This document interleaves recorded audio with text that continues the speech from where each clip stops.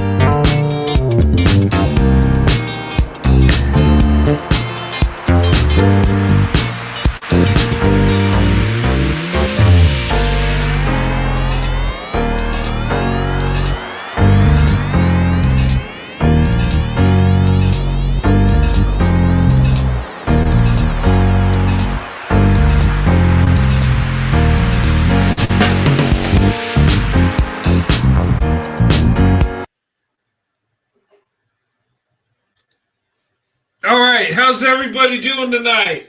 Happy Saturday night. It's good to see you guys. Good to be here tonight. I hope everybody's having a good weekend. Okay, tonight's topic, are white men better for black women? Okay, I know that sounds triggering, and I'm probably going to make some people a little pissed off tonight. I don't care. I'm going to just speak truth and tell you how I feel. Okay? But let me do a disclaimer. Okay? Before I get going, I don't believe any one group is better than the next group, or any racial group or ethnicity is superior above another. I don't believe in that at all. Okay? Okay, we're human beings. We're people. And here's the thing. The people that do the best work the hardest. The people that have more success in life, put more into life, have more character, more loyal. Okay? Two types of people in this world: people that make things happen and people that wait for things to happen. Which one are you? Okay?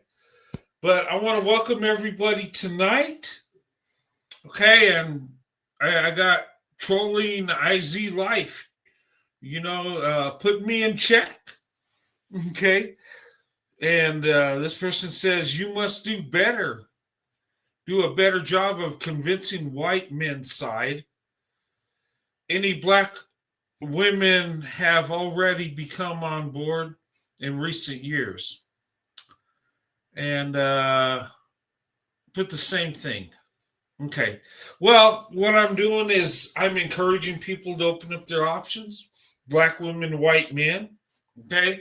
I don't have, look, I got a YouTube channel of 9,000. I do the best I can, but I don't control white men. I just don't. But I have an influence on white men that I work with, white men that, are in my family, white men that are my friends. Okay, that's where my power lies. Okay. I wish I was powerful to just encourage all white men to open up their options. But truth be told, I don't have that much power. I'd like to lift up my ego and think I'm something wonderful, but reality is all I can do is share my life story and uplift other people. And and I've influenced people, a few here and there, okay, that have seen that I made the right decision investing in a black woman. And some people have followed my example, okay? Now, on a national level, I'd have to get much bigger to have that power. But I'm doing my best to encourage people to open up their options. I'm doing my best to tell the world how beautiful and amazing black women are. Okay, that's all I can do right now, but I can build on it. Okay, but black women are already on board. There's white men already on board. I mean, they're there. They just gotta make it happen. They gotta be the ones that make things happen, not the ones that wait for things to happen. Okay, but enough of that. Okay, let me get on with the show. Let's see here. Let me do the copyright disclaimer. Got to put that out there because some people, I won't be talking about some controversial things, okay? But I'm going to try to be loving and respectful. I'm not here to bash tonight. I'm here to tell the truth. This is not a roasting show. This is a show, a learning moment, okay? And I'm going to tell you how I feel and what I see. Will you agree with me? Some will, some won't. And that's okay. All right? But the bottom line is maybe we could come up here and learn something and be better men and better women. Okay? It's up to us to make it happen. Okay? We're not perfect, but as long as we're making progress and doing better each day. Okay, here's the copyright disclaimer. Fair use, fair use. Okay? Copyright disclaimer under Section 107 of the Copyright Act of 1976. Copyright disclaimer under Section 107 of the Copyright Act of 1976. Allowance is made for fair use for the purpose such as criticism, comment, news reporting, teaching, scholarship, and research. Fair use is a use permitted by copyright statute that might otherwise be infringing. Nonprofit, education, or personal use tips the balance in favor of fair use. Okay? I want to put that up there. Okay, and there it is in a nutshell. If you need to go back and read this, just rewind this live stream and read it again. Okay? But fair use. Our purpose here is for educational purposes. Okay? For commentary, opinion. Okay? Our opinions on my channel and these other content creators, TikTokers, YouTubers. Okay, we're going to clash in our beliefs, and that's okay. All right. All right, I'll try to do my best. Okay. But here's the thing. Tonight's topic, okay? Are white men better for black women? Okay? Because there's some things going around on social media. There's some black women that saying white men are better. And there's some black women that say, oh, hell no. We don't like white men and they're racist and garbage. Okay? And that's okay. Everybody has a right to their opinion. All right? But I'm going to show you some videos and you tell me what you think. Okay? And I want you to think about this. Okay? We live in a world Okay? Things are changing. In our country, more people are opening up their options than ever before, ever. The numbers keep climbing of all racial groups, all ethnicities. And it makes sense in America. We have many different groups of people. Okay? And we're going to be attracted to people that look different than us. Some people are attracted to people in their own group, and that's okay. Whatever you choose, as long as you find a quality person that loves you as much as you love them. Okay? That's what it's all about. Finding true love. Love don't have a color. Okay? When you love somebody, you love them. Okay? And, and as much as people try to keep people separated, segregated, and tell them you can only love somebody that's in your group that looks like you, okay? That's not true. Okay? Some it's true and some it's not. Okay? And those of us that are attracted to people outside our racial group, okay, it's not right for us to be attacked. It's not right for us to be shamed because of who we love. Okay? But we do get attacked, unfortunately. In black women, white men, we are the most attacked. And I believe our group is going to change the world one day. And the question isn't if, it's when. Okay?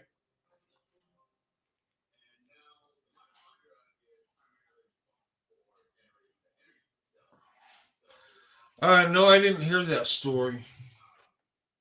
Okay, I will look it up. Okay, but I haven't heard nothing about that. And guys, I don't watch YouTube a lot. I'm busy. You know, my life. I work a lot of hours, so sometimes I don't. I catch up on stuff later. Okay, Gigi, good to see you. Okay, um, but let's talk about it. Are white men better for black women? And I want people to think about this.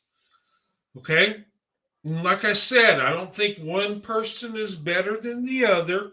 I don't think one racial group is superior to the other. I don't believe that. But what I do believe is people that work the hardest and have the biggest heart will be blessed among others. Okay? And that's not a skin tone, that's not a racial group. It's about people that have character and stand for what they believe in and love who they love and stand for the ones they love.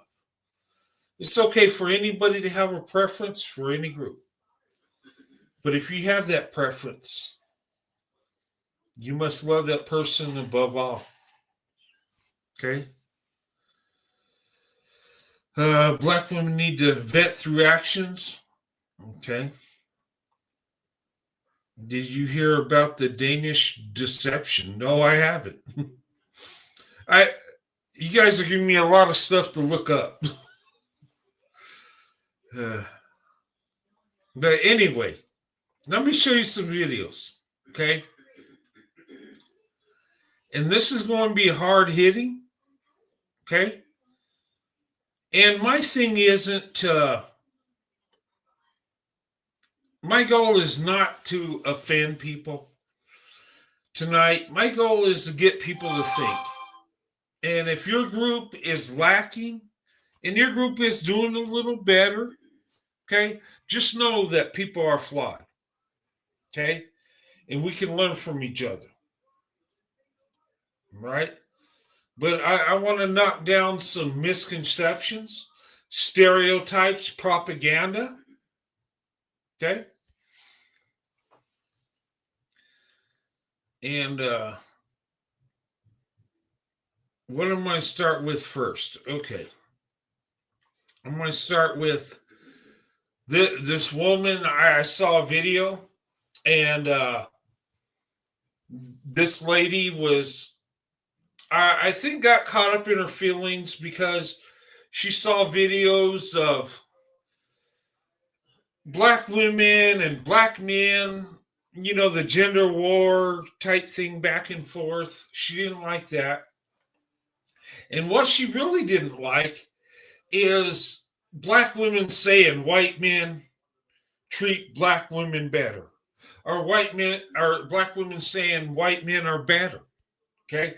She got caught in her feelings about this. She did not like it at all. And she's going to explain why she disapproves on that. Okay. I'm not going to show you the whole video, but I want you to see this. Okay. And this woman believes that white people are inherently racist, meaning, we can't help it. We're just born racist, right? She don't say all, but she says most. And I want to debunk that. But I want you to hear this, and I want your opinions, okay? I really do. And I'm going to open the panel towards the end if you want to come up and give your opinion, okay? I don't expect all of us to agree on this, and that's okay. All right?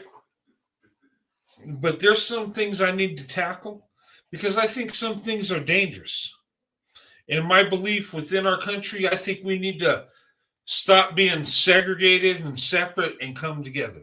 We need to learn to love each other, hold each other accountable, but we're one team, one fight, one country, right? Okay, that's my military talking, right? We always said we're one team, one fight, right? When we have a mission, we accomplish our mission. And in the United States Army, we're products of our nation. We come from all different walks of life, all different nations, all different racial groups, ethnicities.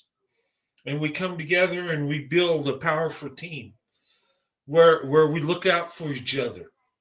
And together, we're better than we ever thought we could be. But separated, we're weaker than we ever thought we could be. Think about that. I believe that. Okay?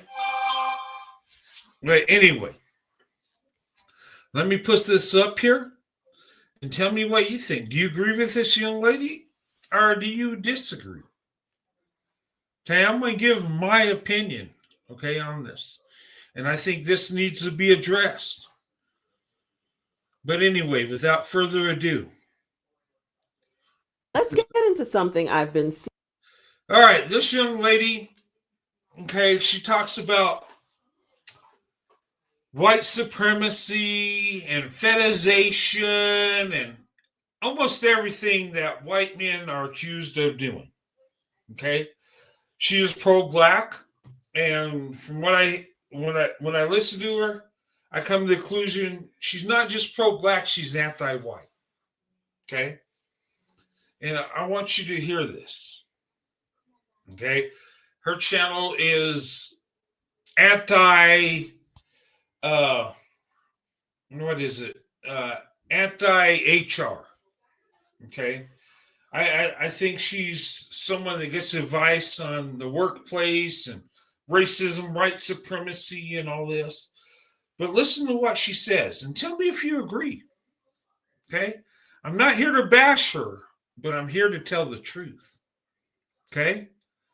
Let's hear what she has to say. I'm only going to do part of the video. Okay. Hey y'all, hey, it's Anne Marie and this is the Anti-HR. Let's get into something I've been seeing more and more of on social media, and honestly, it's been really weighing heavily on my mind and I feel the need to speak on it.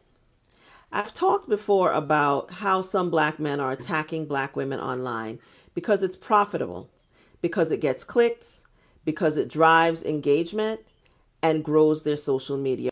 Okay, she's talking about the gender war, right? Attacks online, black women, black men. It gets clicks, ratings. Okay.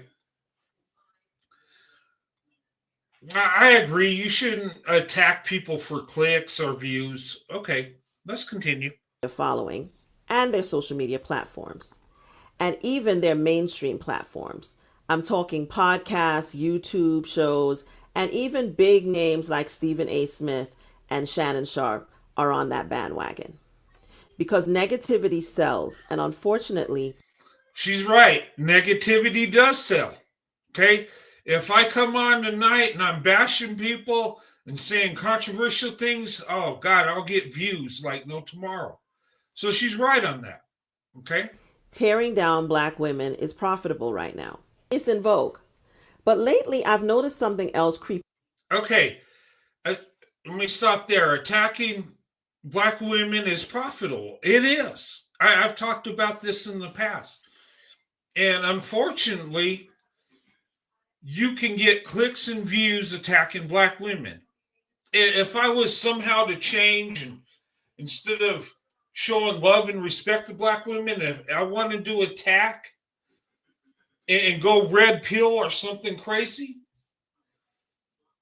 I would lose a lot of followers that I have, but I would gain a lot of red pillars like no tomorrow. My channel would be much bigger, but I have character. I don't attack black women because I love black women. Okay? But she's right on that. And I've seen black men attack black women and grow their channels big. I've seen white men attack black women, and it's almost like they get a free pass. It's almost like attack black women, free pass. But you attack the black man, they're coming for you. I've seen this. Okay, it's crazy. Okay, I'm gonna rewind this. Okay, what she's saying is making sense right now, but there's something that's bothering her. And just wait, she's going to get into this. Okay, I'm gonna rewind it a little bit. Okay, so we can hear what she says. Right now. It's in vogue. But lately, I've noticed something else creeping into the conversation, and it's just as dangerous and problematic. Black women, or people posing as black women, coming into the comments to say, quote, that's why I only date white men, unquote, or, quote, white men treat us better, unquote. Let me stop you right there. I reject that narrative categorically and completely. And I'm going to tell you why. Let me be very clear before anybody gets into their feelings. This is not about who you choose to love. If you fall in love with someone of a different race or ethnicity, that's your business. Right. Love who you love, go where the love is. Right. But what I will not co-sign is the idea that somehow white men are inherently better than black men when it comes to romantic relationships. All right, let me stop right there. First of all, you don't have to accept it. You can reject it. But here's the thing. Every woman has a right to say who they prefer, who they think is better. It's not our position to police black women. Okay, if they find the white man to be the best option, that's her business. If she finds the black man to be the best option, that's her business. Okay, let's not get caught in our feelings. She's saying, don't get caught in your feelings. She's getting caught in hers. Okay? Look, black women have the right to love who they love, whether they're black, white, Asian, whatever. Okay, we need to stop trying to police that. Just like white women, they can love black men, Asian, and that's their business. I would never police white women who they date and who they marry. Okay? I have respect for women in my community. And I would be a hypocrite if I attacked Becky for being with a black man when I love black women, right? Fair is fair. Everybody has the right to love who they love. Okay? I'm just going to say that. And I support everybody. It's whoever you love is your business. And we don't have a right to attack that. Okay? All right, let's continue. Because that narrative is not only false, it's harmful. If you look at who benefits when our community is divided, it's always the same group, the power brokers. the people already at the top, the ones who built and still benefit from the system of white supremacy. And yes, that means primarily white men. Now, I can say this from experience because, frankly, I've dated men from every racial and ethnic background you can imagine: white men, Latino men, you name it. And of course, black men. And let me tell you something that I've learned. When I dated white men or Latino men, I have never heard any of them bash the women in their community as a way to justify dating me or women who look like me. Now, Okay, what she's saying is true. And us white men or Latino men, we usually don't bash the women in our group to be with a black woman. Okay? That is true. Now there's always an exception, but I've never felt the urge to attack white women to show love for black women. Okay, you know my preference is black women, always has been, always will be. But I don't have to attack a white woman to express my love, right? I'm just saying. All right, and she's right on that. Some of the stuff she says is right, but we're going to get to some things I don't agree with. Okay, let's continue. a whole lot of them, and this includes white men and Latino men, and men of other ethnicities, I eventually came to realize were simply fetishizing me. And that's a whole other issue people don't like to talk about. When they talk about, Okay, she's saying that she's dated white men and Hispanic men and many men, right? And she came to the conclusion that white and Hispanic men are fetishizing her. Okay, let me speak on fetishization. Okay, for some reason, us white men were attacked and called fetishizers. Okay, now here's the thing. All right, and she said she's come to the conclusion she was fetishized. First of all, and I'm not going, I don't want to be mean. Okay, I want to be respectful. I do not believe this woman. Okay, now anybody can be fetishized, right? I think she's just putting out a talking point, okay, to make white men look bad. Like we're just crazed, lustful dudes that just want to fetishize women of color, right? And there are some white men that fit that description, but most of us ain't like that, okay? And first of all, this is my opinion. I believe black men fetishize a lot more than white men. Okay, we look at the entertainment, the entertainment sector out there. We see a lot of black women getting BBLs, BBWs. Okay, getting more curves. That ain't coming from white men. That's what black men like. Okay, and another thing. Speaking of fetishization, did you know when us white men marry black women, our marriages last longer? But we're fetishizing, right? The black community has the least amount of marriages, the highest divorce rate. But us white men are the fetishizers, right? That's what you said, right? You've been fetishized, right? Let me tell you, and I'm going to be honest.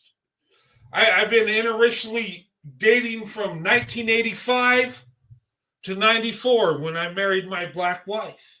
I've exclusively dated black women. Okay? And growing up, I was born and raised in New Mexico, right? Where us white people are a large minority. The Hispanic population is bigger than us. So I grew up around Hispanic men. They were my friends and grew up with them, went to school with them, graduated with them. Okay? And the Hispanic men that are into black women, okay, just like the white men that are into black women. Okay, you don't really fit that description of what they're after. Okay, and I'm going to explain. And this, I don't mean to be mean. Okay, what attracts white men and Hispanic men? And I can speak on this because when you approach somebody and you get in a relationship, what's the first thing that attracts us white men? Okay, and then Hispanic men that love black women. Okay, it will be their body shape, how attractive she is, right? But one of the big things is hair. Okay, we're attracted to a black woman's hair. And for centuries, white men have fallen in love with black women in their hair. Okay. They even had a law passed where black women had to cover their hair because white men were so attracted to that. Well, Hispanic men are too. And I think that was passed by the Spanish in Louisiana when the Spanish ruled, right? And with white men, it's the same thing. We're attracted to black women's hair. Okay.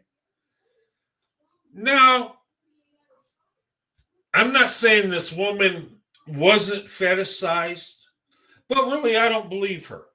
Okay. And I don't believe she would date out because of her animosity towards white men. Okay. How could you date somebody that you don't care for, that you think is the worst group of people on the earth? How do you do that? Unless you're trying to get your kink off, maybe you're fetishizing white men and Hispanic men. Because from what you're talking about, we're the biggest horrible group, right? Well, you said white men, you don't like white men, and that's fine. But uplift black men and do your thing. But to throw in we're fetishizers, that's just a talking point to try to distract black women from getting with white men. But our marriages last longer, right? But we're fetishizers. Look, I've been married 31 years to my wife, and I've been called a fetishizer. I'm still being called that. Why? Is it because I'm with multiple women? No. I've been faithful to my wife ever since the day I married her, and I'm still faithful. I ain't fetishizing nobody. I have love for black women. Okay? So you need to do your research when it comes to fetishization. Find out who's really fetishizing. Okay? But this manufactured credibility you're doing, okay, I don't believe men are fetishized. And I don't want to be mean. Okay? Now, everybody can be fetishized. Every group, every racial group, every ethnicity of men and women fetishize. Okay? It's not exclusively white men. So stop it. Okay? That's played out. We're already proven we have better marriage rates with black women than black men do. Okay? Why don't you dig deeper? Okay, let's continue. Interracial dating, especially dating white men or being the first black woman, a man of another. Let me rewind this because I want you to get this. From the system of white supremacy. And yes, that means primarily white men. Now, I can say this from experience because, frankly, I've dated men from every racial and ethnic background you can imagine. White men, Latino men, you name it. And of course, black men. And let me tell you something that I've learned. When I dated white men or Latino men, I have never heard any of them bash the women in their community as a way to justify dating me or women who look like me. Now, a whole lot of them, and this includes white men and Latino men, and men of other ethnicities, I eventually came to realize were simply fetishizing me. And that's a whole other issue people don't like to talk about when they talk about interracial dating, especially dating white men or being the first black woman a man of another race or ethnicity has ever dated. You might not want to see it or accept it, but that doesn't mean it's not happening. But that's a conversation for another video. The point I'm making here is I've never had a single one of those men sit and bash the women of their community to justify dating me. But too many black men are getting on social media platforms and building whole entire platforms doing exactly that. If you want to date somebody outside of your race, knock yourself out. But it doesn't mean you need to be attacking your own race and your own community to justify it, because that Right. reflects self-hatred and white proximity seeking. And it ain't cute, y'all. And it ain't cute no matter who's doing it. And I can tell you straight up, I will personally never again be in a serious or romantic relationship with a white American man. I just don't see it happening. Why? Because most of them, not all, but most, are inherently racist. Okay. All right. Now she says she will not be romantically involved with a American white man. Okay, ditto. White men probably don't want to be that with you either. And that's fine. But she said something. She said, not all, because she's trying to sound objective, right? Not all. But she said most white American men are inherently racist. Okay. Now, here's the problem with that. Okay. Now, she believes that most white people are inherently racist, right? How many white people are in America? About 2.7 million. So you know what white people are thinking. You know their heart, right? You can read minds. And you know all white men, to where you say that most white men are inherently racist. How the hell do you know that? How would you figure that out? Have you dated all American white men in America? I don't think white men are breaking down their door to get with you, lady. Okay? But here's the thing, racism is not inherent. You don't inherit racism. It's not in your genes, it's not in your DNA. Racism is taught. Okay? White people are not inherently racist. You're wrong. That's what I got a problem with. I don't care if you hate white men and if you think black men are God, that's your business.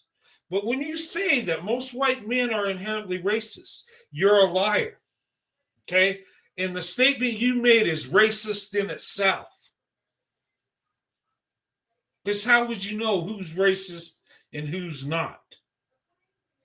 Because you're a black woman, you get to decide who's racist? Are you trying to push your narrative, making money on racism? Because racism is, you can make money off racism. A lot of emotions are in racism. And a lot of black people out there believe white people are racist naturally. And you stir up emotions. You get people to follow you on a false narrative, a narrative you cannot prove. Your experience don't mean a damn thing. And what I mean by that is it don't mean a damn thing when it covers all white men. I'm not saying it don't mean a thing. I mean, racism is bad, and if you've been someone was racist towards you, they should be held accountable. Okay? But what you're saying is something you can't prove and something you know nothing about. Because how could you say most are racist? How would you know that? Where's your data? You'd have to read someone's mind. But that's part of being the victim, right? You don't like black women saying white men are better, do you? Well, everybody has a right to their opinion. And if a black woman thinks the white guy's better or the Asian guy's better, that's her business.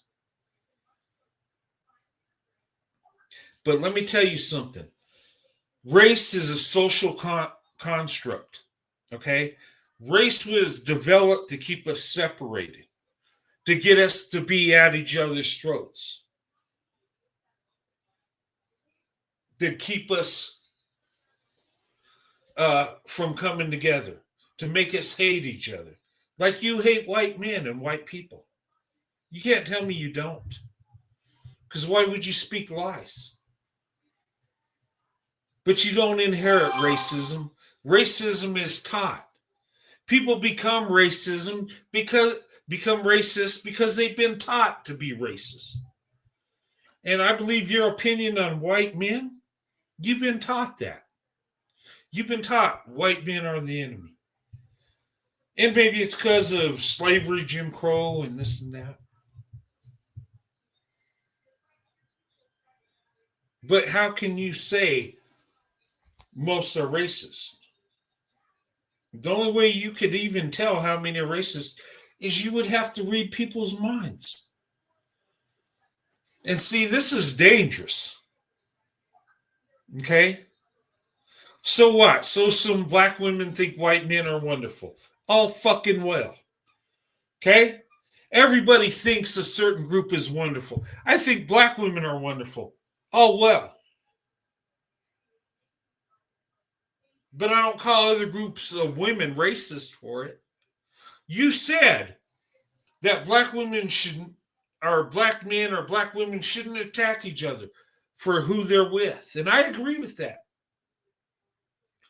But why do you got to attack white people to uplift black men or black people? Now, if somebody does something racist, hold them accountable. But to just go on a limb and say most white men are inherently racist. Racism is a behavior, a taught behavior. It's not in DNA. If it was, children wouldn't get along. You could put all races of children together and they'll play and have a good time. And they don't care about their skin tone and what they look like. Maybe us as adults should learn from that. Maybe you should learn from that. And maybe you should get out of your segregated mindset. Maybe you ought to see people for people. Because white people, we are not a monolith. Okay? We don't all think alike. Are there racist white people? Damn straight there are. But most of us are not like that. Most of us hate white supremacy and all that crap because it makes us look bad. And it gives you ammunition to attack all white people.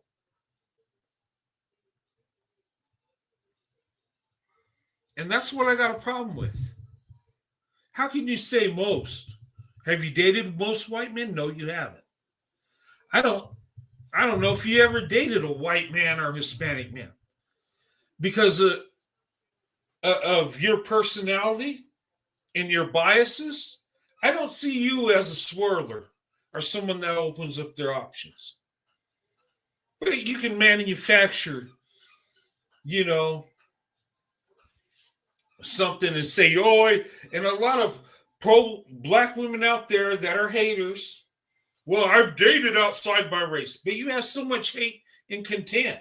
How can you date outside your race with that?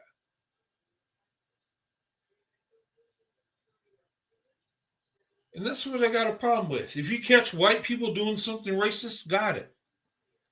But just to say they're racist because they're white, that makes you a racist. Anyway, let's continue. Whether they admit it or not. And that includes the many ones who are dating and or marrying black women. Often people in these relationships will refuse to admit their racial blind spots. And I'm not just talking about the white partner. I'm talking about the black men and black women who choose to be with these people. A lot of these people who are dating outside of their race, especially white men and white women dating outside of their race, they may like or even love the person that they're dating. Doesn't mean they love the rest of your community and the members of your community. The reality is, as a group, white people lack empathy. It's something that... All right, let me stop right there. First of all, okay, and she's trying to push this narrative.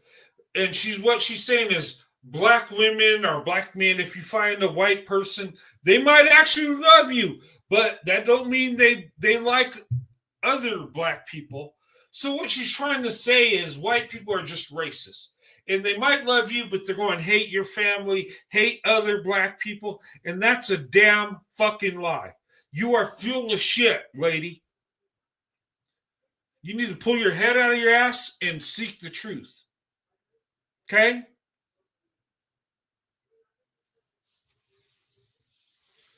And here's the thing. There might be some white people that don't get along with some black people in their spouse's family. Okay? There's some black people that I don't get along with, that are hateful towards me. Yes, and even in our spouse's family. So we're just supposed to blindly love everybody even when they hate us? Let me tell you, I know some black men and women that are married to white people and can't stand a lot of white people in their families. So here's the thing. Us as white people are just supposed to love black people unconditionally no matter what, no matter how much you attack us, no matter all the crap you say, how we're all racist. We're just supposed to love you with no question. But you could spew hate on us and say we're mostly racist. Say we're fetishizers. I know some pro-black people that hate white people, but they go to bed with a white person. You need to do some research in your own community. Clean up your house first before you start cleaning up other people's house. How about that? Okay? And doesn't matter if he don't get along with other black people in the family. Well, they might be doing him wrong. They might be calling him a colonizer, a fetishizer. They might hate the guy or the woman. Do you ever think about that? But you're pushing a narrative that all are racist, because I know you believe that. You're just saying not all because you don't want to get in trouble with your platform. You want to sound objective. Okay? And now she's going to talk about white people not having empathy. Let's hear this. They struggle with, not just in how they relate to black and brown. Okay, let me rewind it. Will refuse to admit their racial blind spots. And I'm not just talking about the white. How about your racial blind spots? And assuming people are racist that you don't even know. Because 207 million, you don't even know half that many. So you can't even say most are racist. That's just an opinion. Let's continue. White partner, I'm talking about the black men and black women who choose to be with these people. A lot of these people who are dating outside of their race, especially white men and white women dating outside of their race, they may like or even love the person that they're dating. Doesn't mean they love the rest of your community and the members of your community. The reality is, as a group, white people lack empathy. It's something they struggle with, not just in how they relate to black and brown people, but in how they relate to each other. Okay, first of all, she's saying white people lack empathy. What a surprise. So here's what she's doing. She's degrading white people.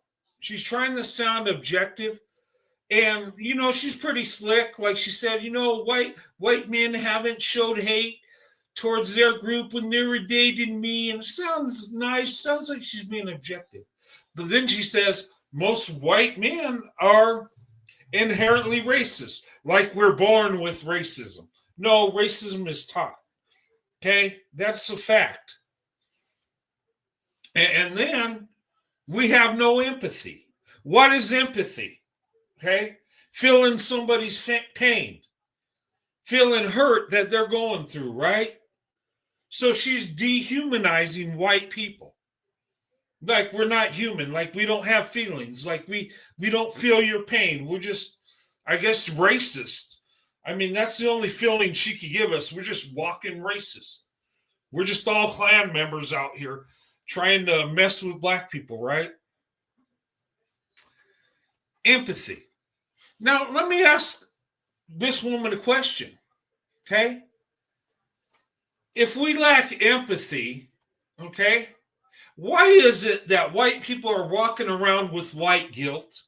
Why is it that white people are walking around hating themselves, apologizing for slavery, which they had nothing to do with, apologizing for Jim Crow and the evil that was done to black people, and then calling out white people and saying they hate white people, hate themselves? Why would they do that if we're so racist? Okay, answer that. Riddle me that, Batman. Okay? And if we're so racist, why did we end slavery? Why did we have a civil war? Why did we end Jim Crow? All that stuff is evil. Yeah, white men did that stuff, right? But what you don't know about history is black people participated in slavery. Not just a few corrupt chiefs. It was thousands, hundreds of thousands that were on board with the slavery. Because tribes conquered tribes and they sold their enemies, right? We don't talk about that, though. It's a one-way street. And then Jim Crow, yeah, that was evil. Was every white person on board? Hell no. How about the white people that were lynched by the Klan that stood by black people? You forget about that, don't you? Because you are a modern-day segregationist. You don't have forgiveness in your heart. You can't forgive. And white people walking today are not slave owners. They're not walking around racist. Yeah, there's a few white people that are racist, and we need to call that out and hold them accountable. But you're saying most. Now show me how you could read minds, and I'll believe you. Okay? But learn about the abolitionists. Learn about the white people that ended slavery. And I'm telling you, slavery would have never ended if white people didn't participate. The civil rights would have never taken place if white people weren't allies and jumped on board. Because see, we're the majority. And if we were evil racist, black people wouldn't be walking around in America right now. And you need to study the Trans-Sahara slave trade. You know what they did to black people they enslaved? And that went on a lot longer than the transatlantic slave trade. Those Arabs went and they got black slaves. The women were concubines and enforced marriages and sex slaves. And the men, they castrated every one of them. Makes you wonder why in the Middle East there ain't an uprising for reparations out there, right? They castrated the men. They stopped it right there. And that was evil and wrong. Okay? And I'm not justifying what America did by no means. God held us accountable. That's why we had civil war. That's why there's the most bloodiest war. That's why white people lost their fathers, their brothers, their sons because of the evil deeds they did. You need to study history. Okay? Us white people today, we're not your enemy. Okay? A lot of us feel bad for sins of the past. A lot of us feel that white guilt. But you're going to exploit it for money, to punish us, to make us feel bad. And that's what the pro-blacks do, because they always want to talk about racism. Hey, white people, why don't you want to talk about slavery? Why don't you want to talk about the evil stuff you did? Why don't you want to? And if you say, well, dang, I wasn't alive then, I didn't participate in it, then you're a racist for not acknowledging your guilt for something you didn't do. You have to forgive. We have to come together. Now, you don't live in America. You go do your thing. But I'm talking to black and white people. We need to come together. Okay, there's got to be forgiveness, and we gotta come together as a nation. Okay, and start believing in propaganda. Find out the truth for yourself. Because what I'm seeing right now, us as white people, we're not allowed to love ourselves. We're not allowed to say we're proud to be white, because that's racist. We can't even say it's okay to be white, or we're labeled racist. We're told that, little Johnny, a little white boy is born, that he's got to be told he's a colonizer, a racist, and everything that happens his fault. And then we tell black children that, you're a victim. You've been oppressed. So we're neutering black and white people. Number one, we're going to make white people hate themselves and have low self-esteem. And then we're going to tell black people nothing's their fault. So, they'll always have an excuse if they, have failure in their life. We need to get it together and come together, okay? And you're accountable for your sins, not generational sin or not sin from people that look like you, okay? And I'm telling white people, stop feeling guilty for being white. God made you white. You were born that way. Okay? It's not your fault slavery happened. Now, if you agree with that garbage, you're part of the problem. If you feel you're superior to different people, you're the problem. But no human being should be forced to hate themselves. No human being should be ashamed for who they were born as. They should be able to love themselves for who they are. And it's okay to be white, just like it's okay to be black, just like it's okay to be Asian. Stop this bullshit. This is stupid. And I tell you, I'm going to love myself. It's okay I'm a white guy. I love who I am. Do I think I'm better than other people? Hell no. I'm just another person in this big world trying to make it work.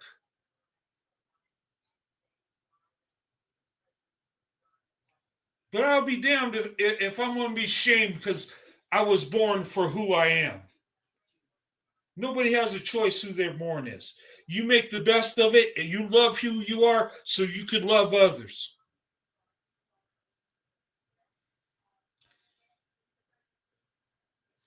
We're in 2025. We're not in 1845. We're in 2025.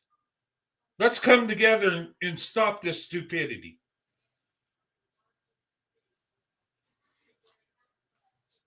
Anyway, let's continue. If you've been with me for a while, you've heard me and my friend Tammy Triolo talk about this very subject right here on my channel. And if you're a member of my anti-HR community, you probably also participated in the conversation I had with Tammy in a live members-only discussion where we talked about her book, The Empathy Gap. And in her book, she talks about what white people would need to do to even begin to learn empathy. Okay, speaking of empathy, okay, how do you expect white people to have empathy for you when you tell them they're racist, when you tell them that they're evil, when you spew hate towards white? How are they supposed to have empathy? Okay, how? How are they supposed to feel your pain when you attack them? Okay? Now, like I said, there's a lot of white people that have empathy. Okay, like I said, they're walking around with white guilt. They're walking around, oh my God, I'm sorry, black people, we did you wrong. And which I think is stupid, okay? I can acknowledge the evil that was done. I get it. But if you didn't participate in it, why are you apologizing? That would be like me saying, okay, I saw a group of black people in Chicago committing crimes, so that means black people are guilty of it, right? No. The individuals that did the crime are guilty. Huh? How about that? Slavery in America, who's guilty? The ones that participated in slavery. Is it people walking around today that are white? Is it their fault? How so? You're going to hold people accountable for what they didn't do. And that's not an excuse for it. But I'm just saying, but this rhetoric goes on and on. And racism is profitable. This woman is making money off white supremacy and stirring emotions, dividing black and white people. She's not calling out white people that are doing racist things. No, she's calling out white people for being white. Most white people are inherently racist. And you know why they say inherently racist? Here's the thing. Because they can attack you. If they get you to believe that you're born racist, you can't defend yourself. You're automatically wrong. And that's dangerous. And what good does that do? Like I said, what we're doing is we're going to vilify white people and make them hate themselves and then make black people a victim. So you got two neutered groups of people. White people, oh my God, I'm sorry, white guilt. Oh. You got black people, it's not my fault, white supremacy did it. Oh my God, then there's no accountability. Then we're all a bunch of idiots walking around. And look, this is stupid. And look, with all this rhetoric and stuff going on, and look, I know there's white supremacy out there. It's there. I get it. And we need to get rid of it, right? But we can't get rid of it by promoting black supremacy. We need to get rid of racial supremacy altogether. When you end racism, you end it. You don't just end black racism, you end racism. Because if you protect black people from racism alone and you let it go to other places, it's just going to build up. You're never going to get rid of it. You can't fight two wrongs never made a right. When you end sin, when you end hatred, when you end racism, you end it. It's not acceptable towards anybody.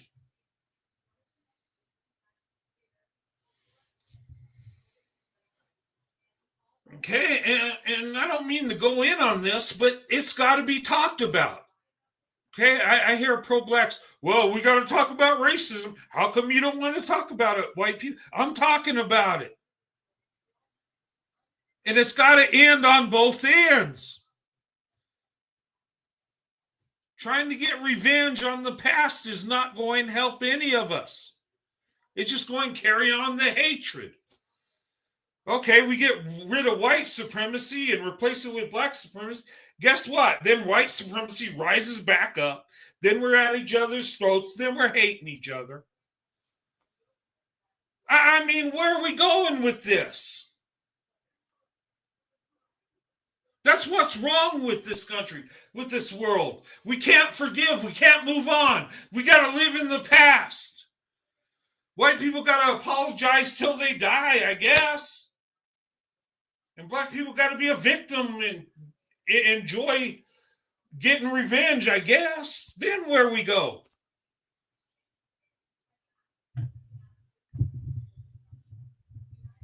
And I tell you, swirl to investment is important to me. I think it's God's calling. Getting black women, white men to love each other, I think that's a beautiful thing. But more important than that is us getting along as a damn nation. This is our home, our country. Better get it fucking right or we're going to all be destroyed. And then what?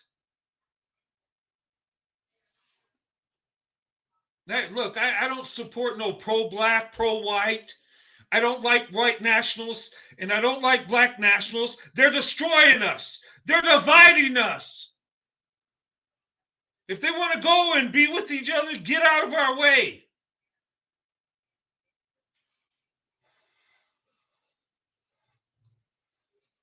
Let's continue. While we as black people focus on keeping and protecting our own. So attaching yourself to a white man is not the answer, in my opinion. It's just positioning yourself for a different set. All right, let me rewind this because this is important, what she's saying. Okay? A lot of these people who are dating outside of their race, especially white men and white women dating outside of their race, they may like or even love the person that they're dating. Doesn't mean they love the rest of your community and the members of your community. The reality is, as a group, white people lack empathy.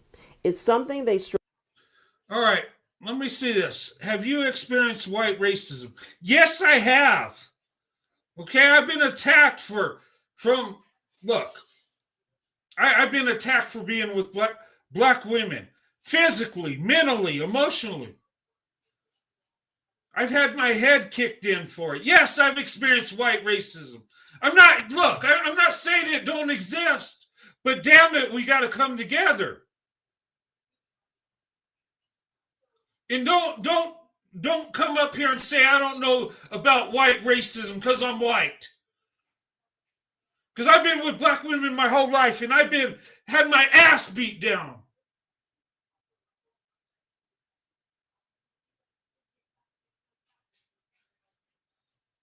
But you're going to assume I don't know what it's like, right? Why? Because I'm calling out black racism too? Tell me about lynching black people by white people. Well, I wasn't around when that happened. Okay, but I can tell you this, there were white people lynched along with black people down south by the Klan. Thousands of them. Study your history.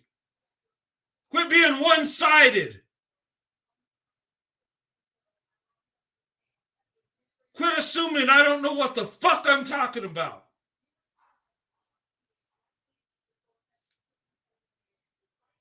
There's no excuse what white people did. I'm not saying there is. But damn it, we weren't all fucking evil either. A lot of blood was spilled. A lot of God's wrath was put on white people. And guess what? Not every white person was slave owners. And if you don't know about white people, because I think a lot of black people don't know how many different types of white people there are in America.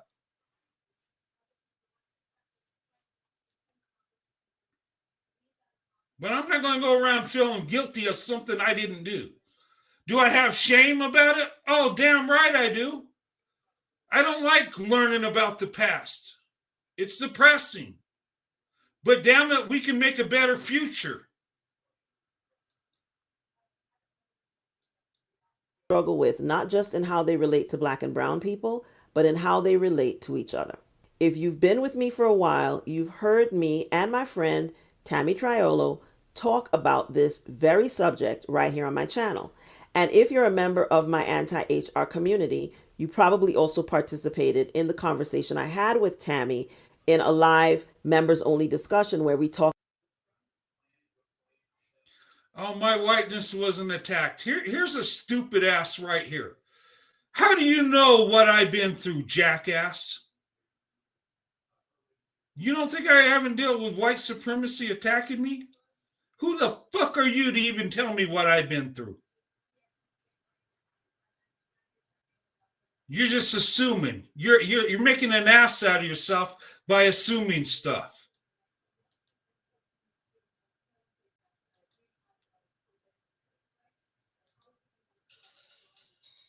I mean, I'm trying to have a conversation here. Okay, yeah, it's heated. But I want people to come together. Let's continue. About her book, The Empathy Gap. And in her book, she talks about what white people would need to do to even begin to learn empathy. Okay, so she's talking about empathy because we got to learn empathy because we don't have it, because we're not human, because we're just evil, racist.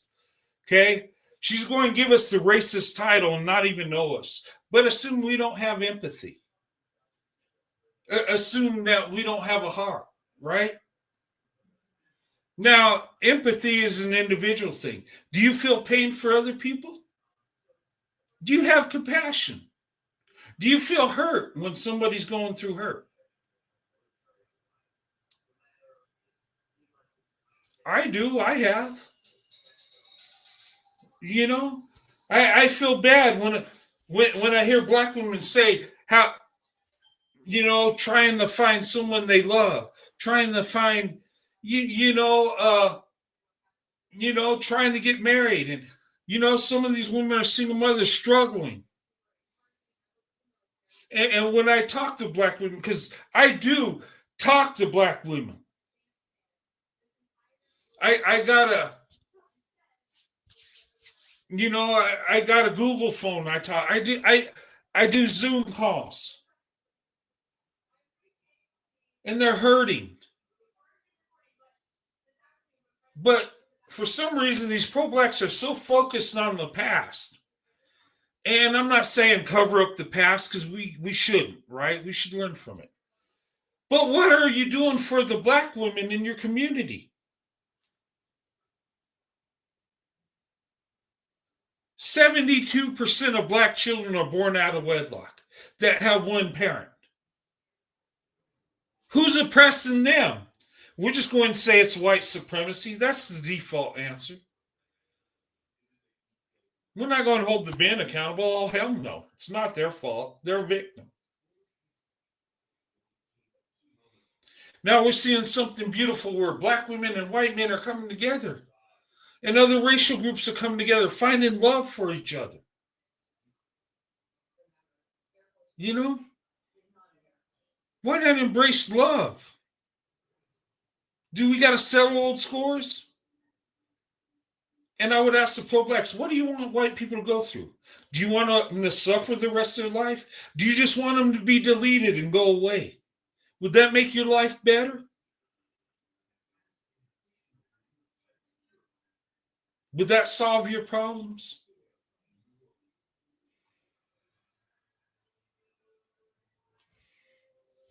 I see black people harming black people every day on the news.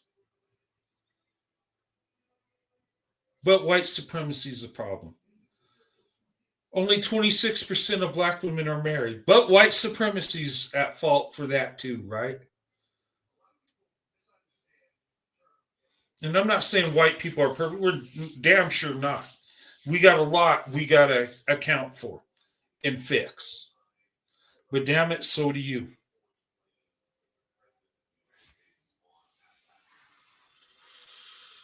Okay, but to say we don't have empathy is a lie.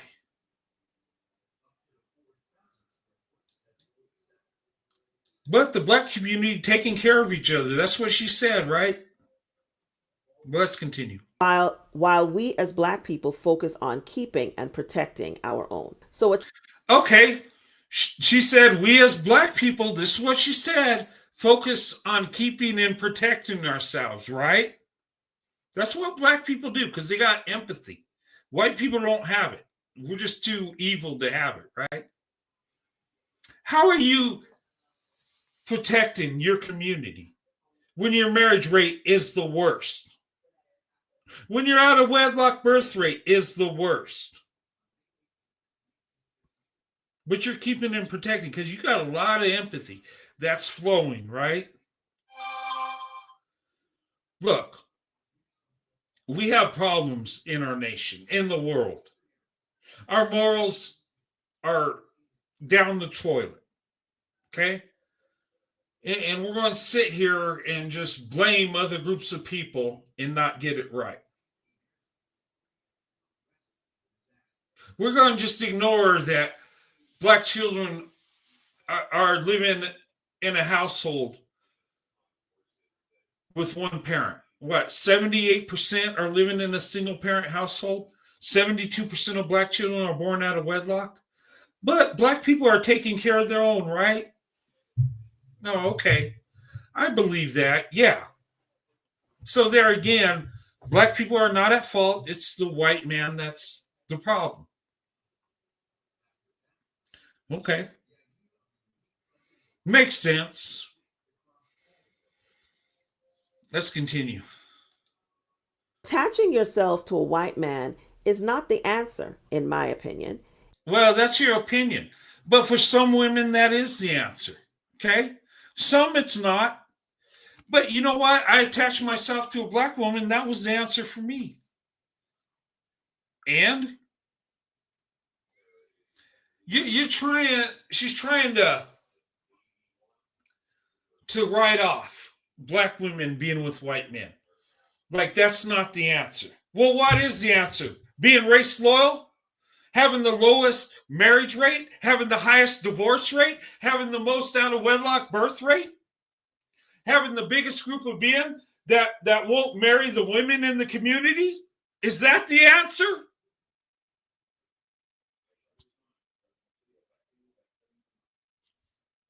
I'm just saying. Let's continue. It's just positioning yourself for a different set of problems, especially with white American men. And I'm not saying all of them, but I am willing to go as far as saying the vast majority of them. And I'm speaking specifically of white American men here. And let me also say this, because this is connected. One of the points I was trying to make in my other video is that there is a concerted campaign happening right now to cause division, ideological, political, and social division within the black community. You've got diaspora wars, you've got the FBAs and the ADOS movements, you've got black men and black women attacking each other and creating entire social media personalities and followings around attacking each other and making quite a bit of money from it because they're doing. All right, let me stop right there. Okay, some of the stuff I agree with what she's saying, but just pointing that white men are the problem, and she don't like white men, so I don't believe she was a swirler. I don't believe the white men and Hispanic men were fetishizing her. I don't buy it for one bit. Okay. I think it just manufactured. It just manufactured to get you to think, oh, I've been there. I've dated them. I know how evil they are. They just fetishize me. Same talking points. You know, just a bunch of symbolism with no substance. White men bad, black people good, not our fault. But you're not really addressing the problem. And let me tell you something. If things don't turn around, the black community's done. Okay? And what's going to happen?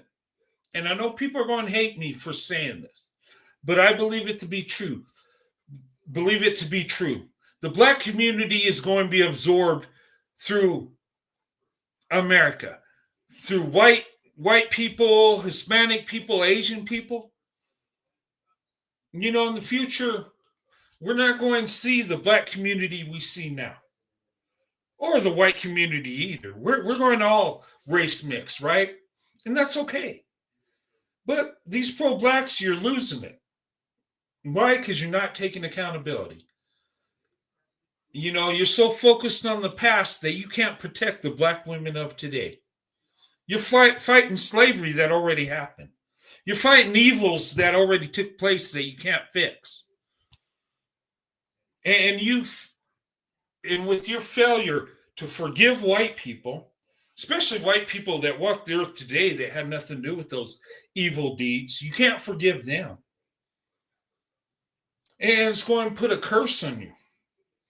And black people are going to open up their options. Look, black men are running the Becky and Maylene as we speak.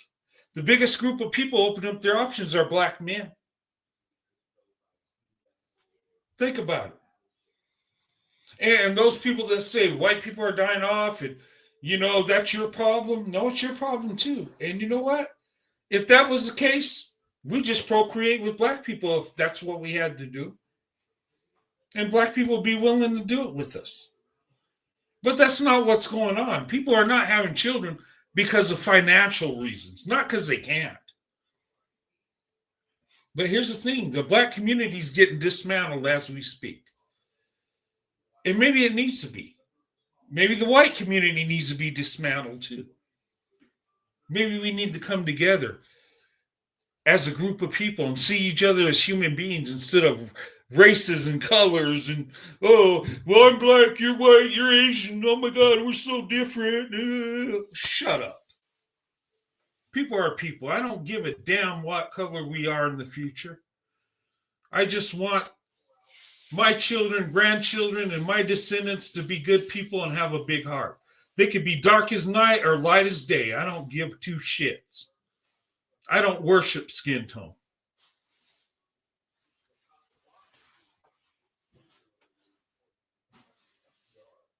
Now, anyway, let's go ahead and take this off. I'm done with this nonsense. Okay, and you guys might think I'm kind of harsh what I said, but this is what I believe, and I'm not going sugarcoat it.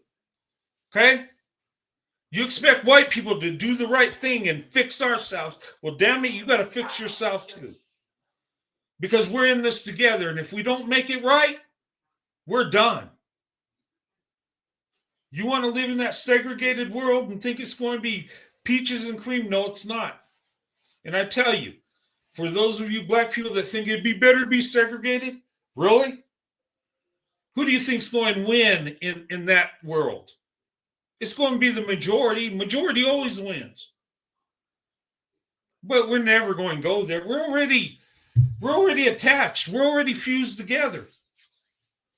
So just accept it, love each other, and choose somebody that loves you, that you love, and build families. How about that? I think that would be a better world where you could date whoever you want. And I don't know. But anyway, sorry guys. Sorry I went off. But that pisses me off. Because that woman gets free reign to say whatever she wants about white people. And mislead black women to stay with a group of men just because that's the same color.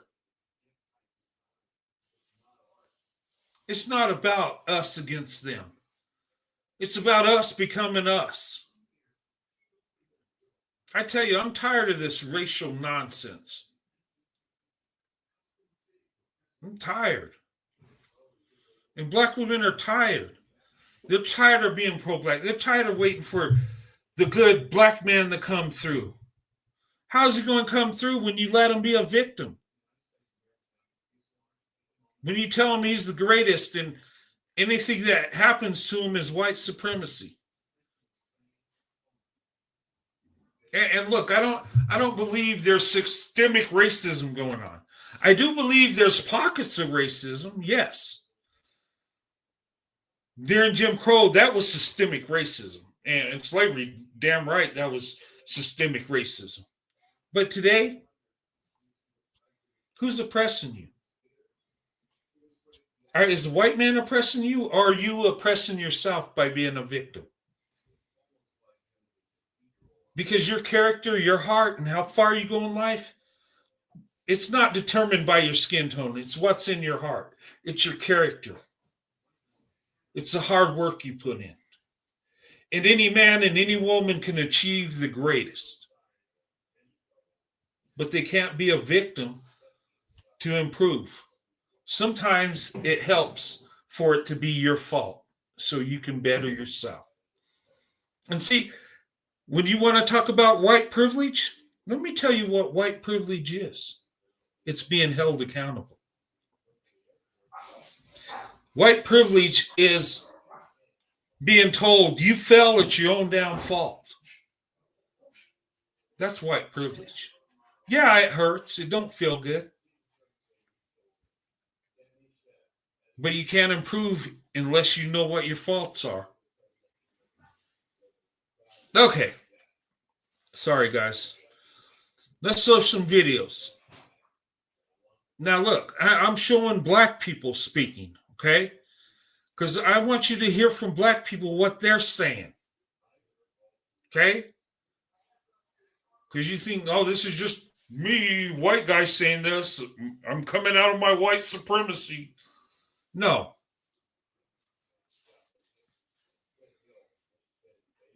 We're going to hear from black men and black women.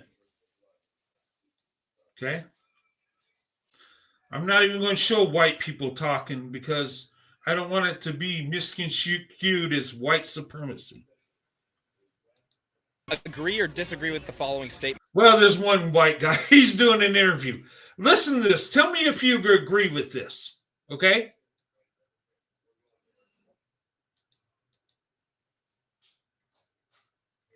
What's happening?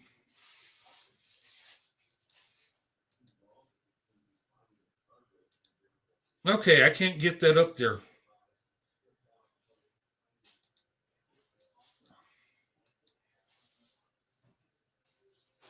Okay, I'm waiting. All right, we'll come back to it. Is laughing at you. Okay, listen to this black woman. Listen what she says. The white man is laughing at you.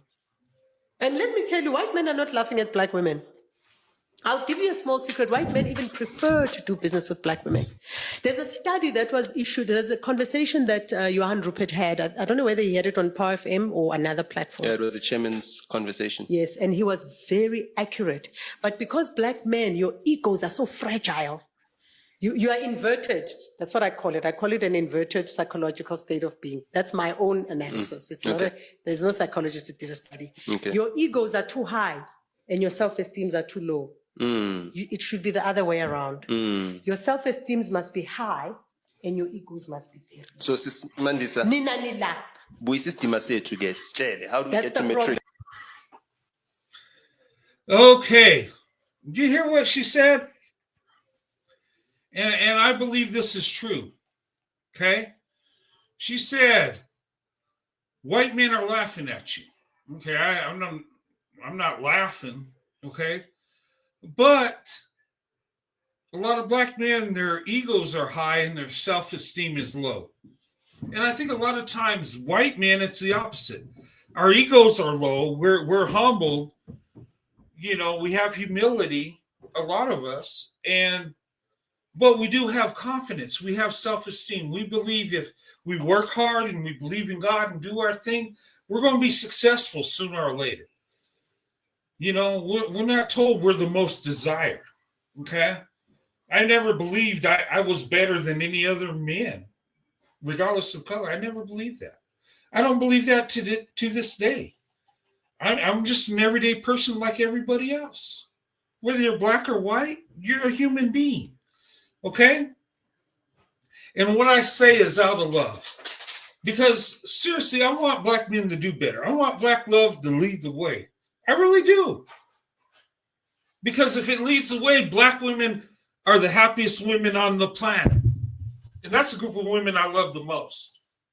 So I would take a back seat as a man to uplift the black woman. I would do it in a New York minute. Because I don't worship my color. I worship God. And if we're going to do good as men, we need accountability.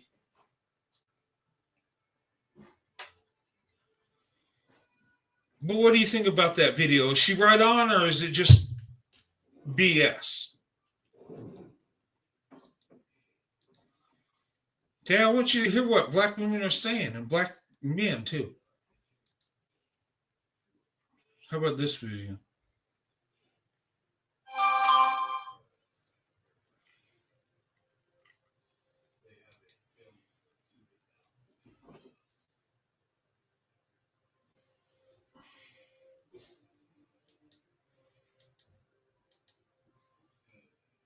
Okay. Have this weird. Okay, what's this young lady saying? Have this weird. All right. What she's saying is black people crave racism from white people for victim points. Is this true? Let's hear it. Black people have this weird fantasy of white people being racist towards them. Like, they want white people to be racist towards them. Those videos of the women, the black women, like recording themselves in a bathroom and a white woman literally glances at them and then they go about their business and then all of a sudden it's like, oh, she's so racist. She looked at me. She's a white woman. Please shut up. Like, y'all really need to stop the victim complex. It looks embarrassing, first of all. And second of all, it's just It's just, doesn't it get tiring? Magnify every single white person to see if they're racist towards you or not. The truth is, y'all don't want racism to end. Y'all want it to live on just so y'all can get victim points. Like, that's literally the truth. Is that true? And she's not speaking of all black people, right? Just one she sees, right? But I believe there are pro-black people that want to be the victim, that want to fantasize about fighting white supremacy, fighting Klan members and all this crap, which that ain't even the fight in today's world. I think there are black people that fantasize about being a racial victim. You know, we hear them talk about white supremacy all the time. White supremacy this, white supremacy that. White, and not to say white supremacy don't exist. It does, but it's not as big as you make it. I really, unless maybe, I don't know, maybe the Klan's burning crosses on your yard every day. I don't know. But what I see, I think a lot of it's made up. You know, we have Jesse Smollett's out there that manufacture a hate crime for sympathy. And that's not good. If racism exists, call it out. But if you pretend it's there when it's not, you're hurting victims of racism. You really are.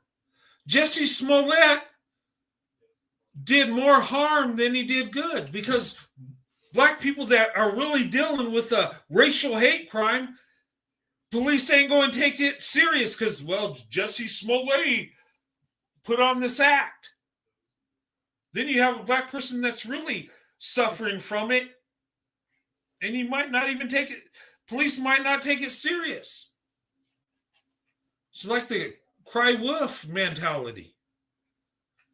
You know, you cry wolf so many times, and when the wolf comes, they ain't going to believe you. Anyway, let's show this video.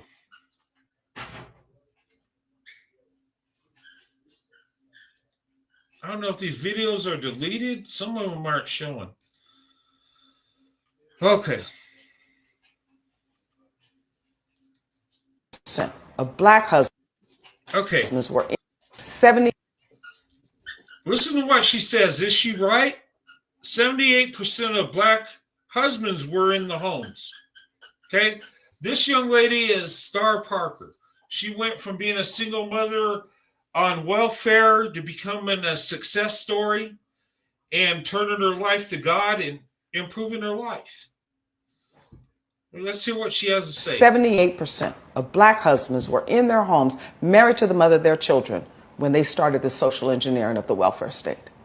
Fast forward 50 years, 78% of black children are being raised in single-headed households. This is destruction personified.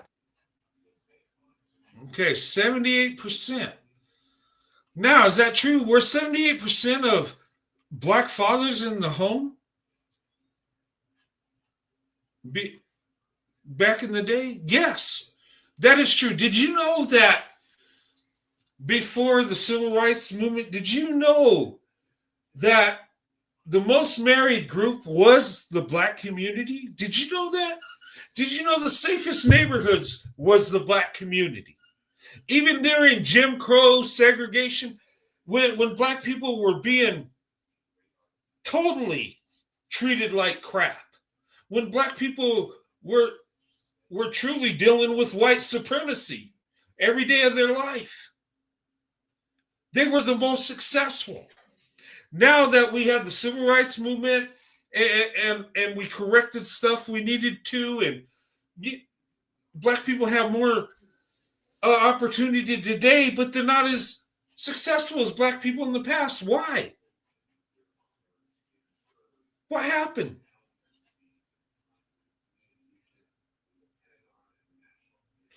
Why did they go from being the most married to the least married? Why was the black community the safest neighborhood back in the day? Now it's the most dangerous. What happened? What happened is accountability was taken away. And what I mean by that It is now, today, black people are victims. White supremacy, this, can't. The man's holding me back. You ain't doing that. Then you're not marrying your women. You're worried about slavery and stuff in the past. But back then, when they were dealing with real discrimination, they were able to lead the way.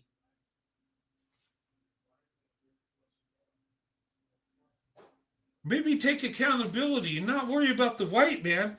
And when you're focused on your community and you love and respect the black woman and marry her, you'll find out you'll be more successful than you ever thought possible. It's not about skin tone. It's about how you treat the women in your community, how much you love them. Because see, black men could lead the way and be on top of everything. All they need to do is love and respect the black woman. Love her, marry her, be a good husband, be a provider. There's no doubt in my mind if they did that, they would dominate. And I'm okay with that. Because our nation would be stronger. Us as Americans would be better. We would see people as human beings and not as racial groups. And I think black and white people would love each other more. And nobody would care if you dated outside your race. We would just care about you found somebody you love. I believe that. Because when you're a victim, you're no good. You're already defeated. And instead of waiting for the white man to give you reparations and uplift you, why don't you go and take it? Starts with the black woman. Groups of people. You know why white people have dominated? Europeans have? It's not because they're better or stronger or more smarter. No. It's because they value the women in their community. That's the key to success. Once you figure out that the woman is the treasure, the prize, and once you understand your position as a man is to provide and protect, and understanding that you need to sacrifice for your wife and children, you will dominate. You will be the best of the best. But till then, you're going to remain at the bottom. I'm telling you, there's a reason why some societies thrive and some do not. And I'm telling you, the woman is the treasure, she is the prize. And until you realize that and treat her how she should be treated, you'll always be at the bottom. It don't matter what race or color you are. It don't matter if you're oppressed or not. Once you stop valuing the women, that's when the downfall takes place. Believe it or not, that's the truth.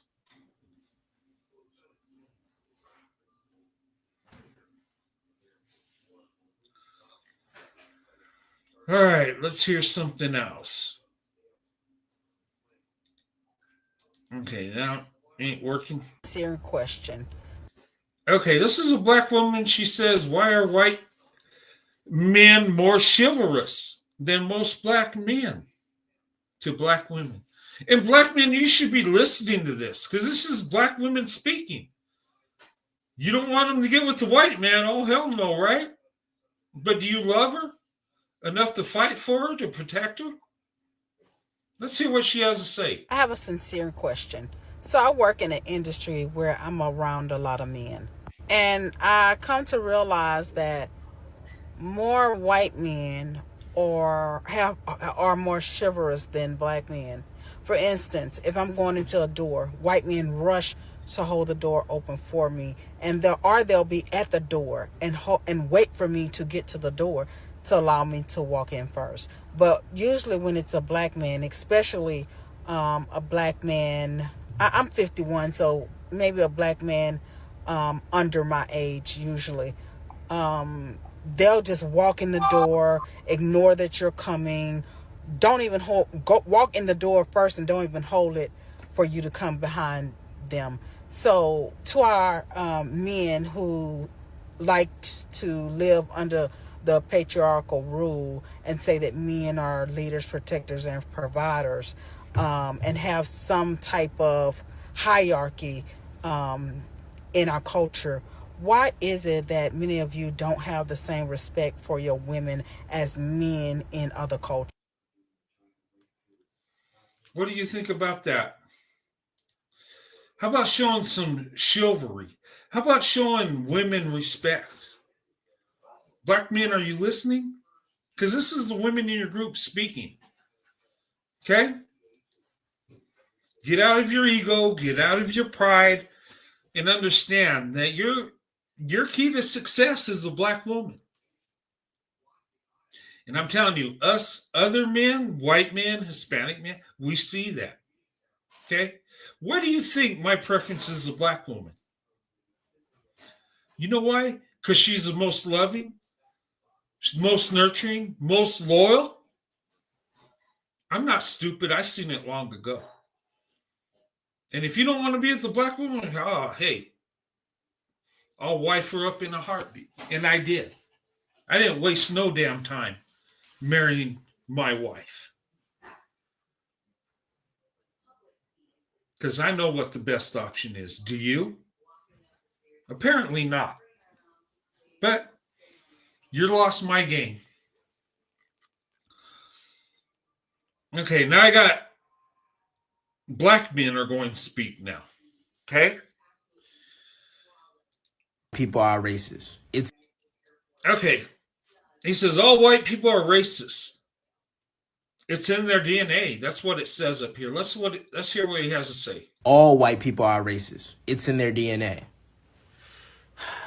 Ideologies and common occurrences that are a result of a group of people's actions are not hereditary. That'd be like somebody saying all black people are born violent. Then again, even that claim would probably have a little more standing than your everybody's racist thing you got going on. Wow. So he's saying that inherently racist thing is a bunch of BS. And he's right. That'd be like saying, okay, all black people are inherently criminals because I saw some black people committing a crime, so that's how black people are. That'd be wrong, right? I can't hold black people accountable because there's some black people that committed a crime, right? That'd be wrong. So how can you hold all white people accountable for racism because you've seen some racist white people? Same thing, right? But this is encouraging because you got a black man saying, you know what? This ain't right. Maybe there's some hope out there. Maybe we can, as men, come together and be accountable. Huh? How about that? I don't know. What do you think?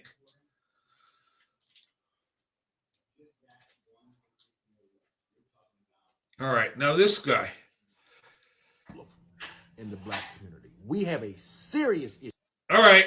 His thing, are white men better husbands than black men? We got a serious problem in the black community. We have a serious issue in our community. Do you know that as of 2022, the last time that this, that was the year this study that I'm reading was done, 34.4% of black men were married, compared to 28.6% of black women. For white folk, 55.5% of men and 52.4% percent of women were married. More than 48% of all black women and 51.1% of black women had never been married. Now, look at those statistics, but then ask yourself, how many kids we got in this community? It's a whole lot of out of wedlock children being born in this community, and then we wonder why we have these fractured homes, these disenfranchised kids, and the problem is we don't understand the importance of marriage in our community. You are already married to somebody when you have a child with them, de facto.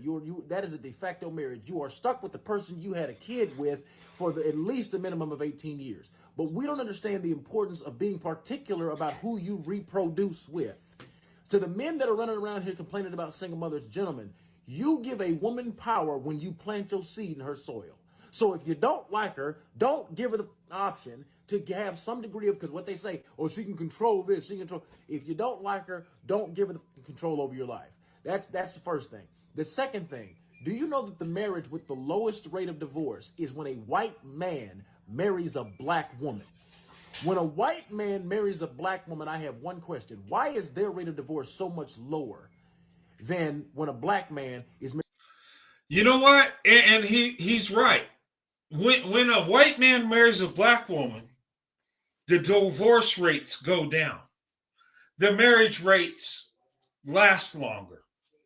But according to a pro-black woman, we don't have empathy, right? We're just mostly inherently racist.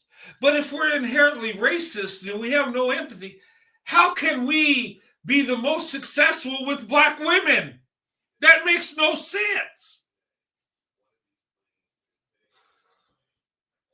And what is empathy anyway? Feeling somebody's pain?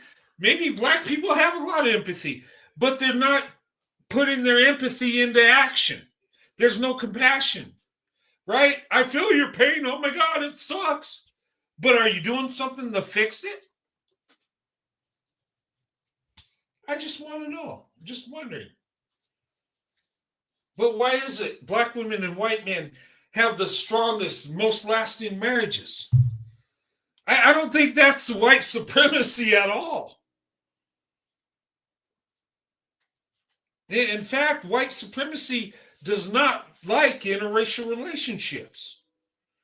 White supremacy wants white only. White supremacy wants white people and nobody else. I don't know why black people don't understand what white supremacy is. It's not a white man with a black woman. That's the total opposite. White supremacy is white only. Believing that white is superior.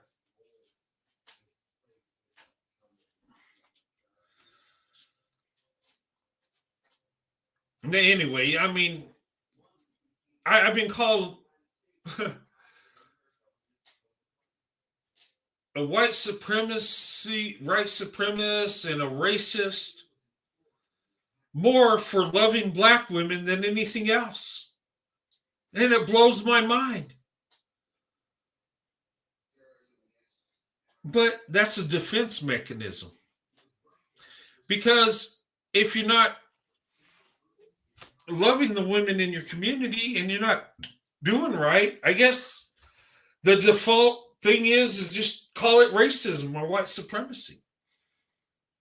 I don't know. Anyway, let's continue. A black man and a black woman being married have a 46+% chance of divorce within the first 5 years. Within the first 5 years.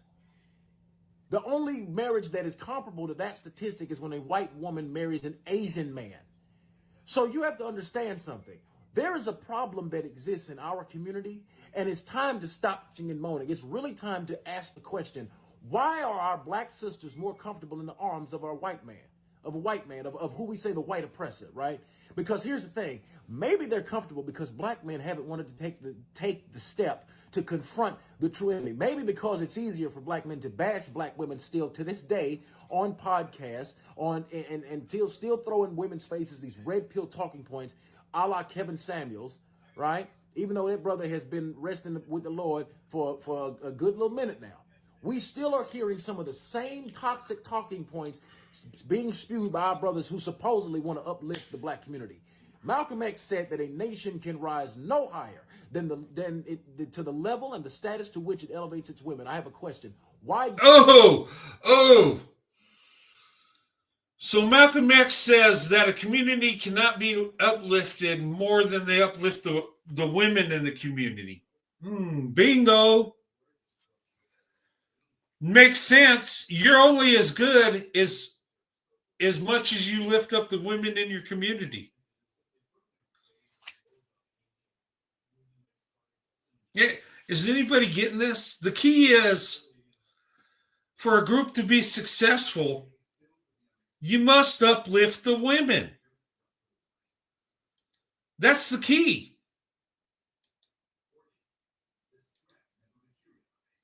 It's about love and marriage. It's about uplifting the women. And I'm telling you, the black wife effect is true. Okay? And look, it's not get a black woman telling us what to wear and getting us a new haircut and we look a little better. No, that ain't what the black wife effect is. Okay? They make a video to give you like a picture.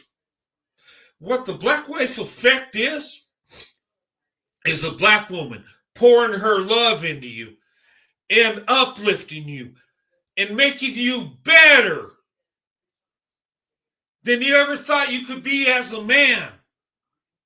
There is power in the love from a woman, and especially from a black woman. What do you think us white men do better when we open up our options to the black woman? Our marriage rates goes up. White women can't even compete with black women when it comes to marriage. Yes, us white men do better marrying black women. We're more successful. Our marriages last. We're better men. But the black man can't see that because he's stuck in his ego. He's more worried about being seen as the most desired, that he can't even get away from that to love the black woman. Tell me I'm wrong. And I tell you, black men that come for me in my channel, you know what they'll say? Oh, yeah, Roadrunner, yeah, you got a black wife. You might have dated some black women. But you know what? I guarantee I've been with more white women than you've been with black women. That's what they diss me with. And I'm like, okay, yeah, okay, you have a much higher body count than me. Congratulations.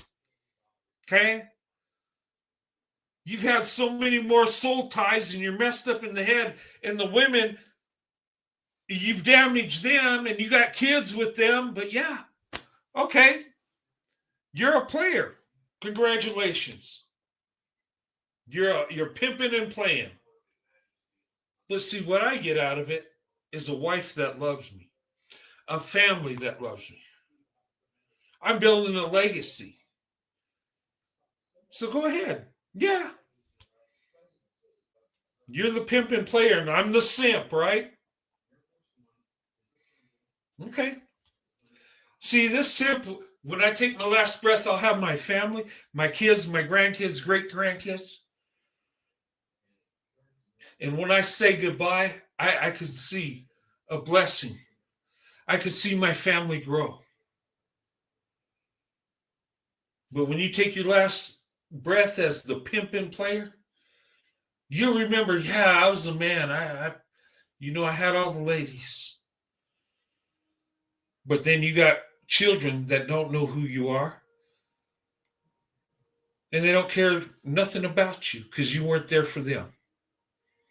You take your last breath alone. But you weren't a simp, right? You weren't a simp. You locked it down. You macked them down, right? You had Becky, Maylene, Maria. You were bowling for Becky's. You're macking it down for Maylene. You're keeping it real for Maria. And then you came back to the black woman here and there. You were the most desired. You were the man. Congratulations. Now, guess what? Your children, your wives, your side chicks are paying the price for your fun, paying the price for you being the man. Congratulations. Now your community's at the bottom. And it's not because of white supremacy. It's because you weren't a husband and father. Congratulations. I concede, you're the man. You're the most desired. Go get it. See, I don't have to be the most desired, and I know I'm not. I'm average at best. But you know what? I got a wife that loves me. I got an amazing family. I'm blessed by God. And you know what? I don't want to be the most desired. I love being average at best because I have humility. I can see truth. And I can love myself enough to love other people and not judge them on how they look or what body parts they have. I could just love people for people. And I wouldn't change that for the world. I wouldn't give what I have to look like Brad Pitt for all the silver in China. Because I love who I am. And I love my wife and family. And that's where the true blessing is. So go on, pimp. Go pimp and play. Mac them down. But just remember, for your fun, for your ego, you're not paying the price. The women and your children are. Your community is. So it's up to you. You can repent and you can take accountability and fix yourself, or you can sit high on your ego thinking you're something. Anyway, I'm just saying. And look, no man is better than the next man. I don't care if you're black or white or Asian. We're people. And your value and your success is determined on the choices you make in life. Are you going to work hard? Are you going to take responsibility? Are you going to wait to marry that woman before you lay down with her? Are you going to make sure you're in a marriage before you have kids? How about that? You'll find that your children will do better. You're finding you'll have more wealth. Your children will have more wealth, more responsibility. And they'll be less victims and be more victors. Because here's the thing. And I'm speaking to black men. If you don't love and respect the women in your community, if you don't start marrying them and doing right, there are men that will swoop up and marry the women in your community. And I am one of them. I took my swirl to investment in 94. And there's many men like me that will be more than willing and happy to love and respect the black woman, to share our wealth with, to give them our last name. So if you don't do it, other men will. Just saying. Anyway, but this racial division garbage, it needs to go. We're people. Okay? We're not living in the 1800s. Okay, we're in 2025. It's time to live in the here and now. This is our space. This is our time. It's up to us to either fix it or break it. Okay? We're not here settling old scores. The past is dead and it's gone. Our ancestors, they're no longer here. Okay? They're not going to guide us. It's God that's going to guide us. Okay? We're responsible for us. So let's do what's right. We can learn from the past so we don't repeat it. Okay? But I'm telling you, you don't fight for the black woman, I will. I'm on a mission. I'm going to tell the truth. If you're not marrying black women, I'm going to say it. If you're not loving her with all your heart, I'm going to be there to talk about it. The more I hear black women crying and wanting to love you and you won't do it, I'm going to talk about it. And I'm telling you, there is a God, and he's tired of seeing black women suffer. He's tired of seeing black women being the most disrespected, the most unprotected.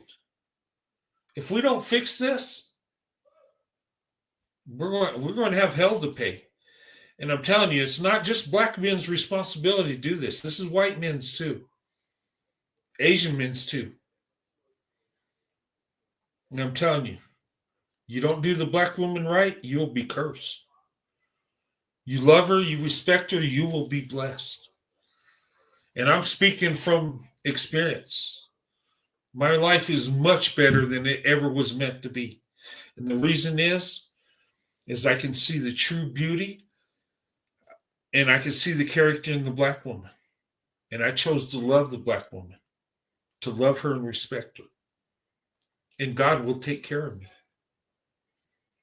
But woe to those that disrespect her and hate her.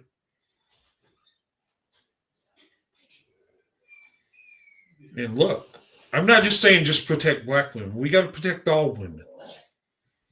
But I'm telling you, we need to focus more on black women because they're in more danger than any other group. And whose fault is that? It's all our fault. We're all to blame. And the best way to fix that is love and respect black women.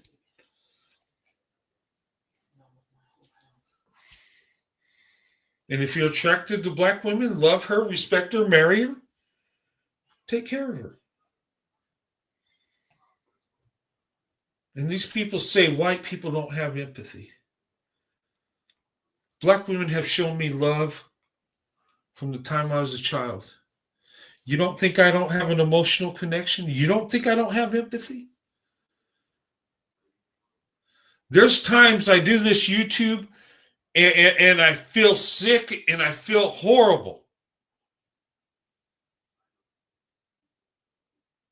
Whether I've offended a black woman, whether a black woman has shared her heartbreak with me,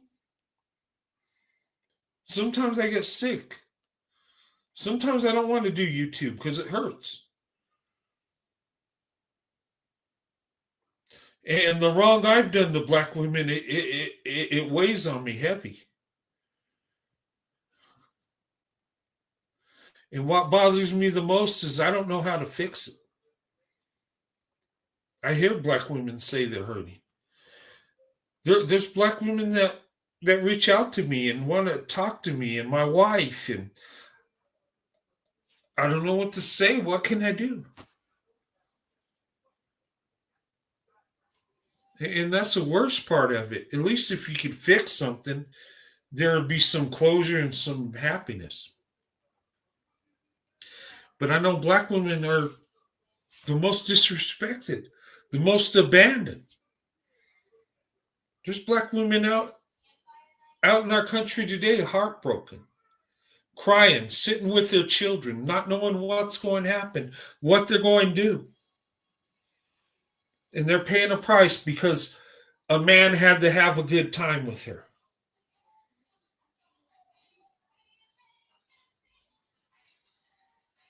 But we're just going to say it's white supremacy, right?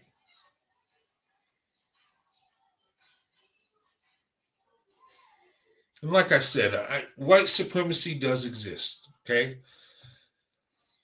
But it's not. But don't use it as a security blanket. Sometimes you fail because it's your fault. Okay? That's my only thing. But are white men better? Yes or no? I'm going to say yes and I'm going to say no. Because it depends on the man. It depends on his character. Like I said, no one man is better than the other. There ain't superiority over others. I don't buy into that garbage. Your success and failure is because of you. The decisions you made. And ladies, you'll see men all over. And you know the ones that are the most successful are the ones that are working the hardest. The ones that are making things happen. They're going to struggle, and yes, they'll have their ups and downs, but they'll make it because they're making things happen. The man that's waiting for things to happen, waiting for his ship to come in, that's the man at the bottom. And in life, there's no shortcut.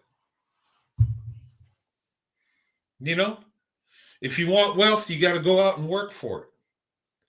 If you want a family, you got to get a job and you got to bring home a paycheck. And men, if you can't afford a wife, you do not deserve a wife. I don't care how much your heart is in it and how much you love her. I would say if you can't protect and provide for her, you really don't love her.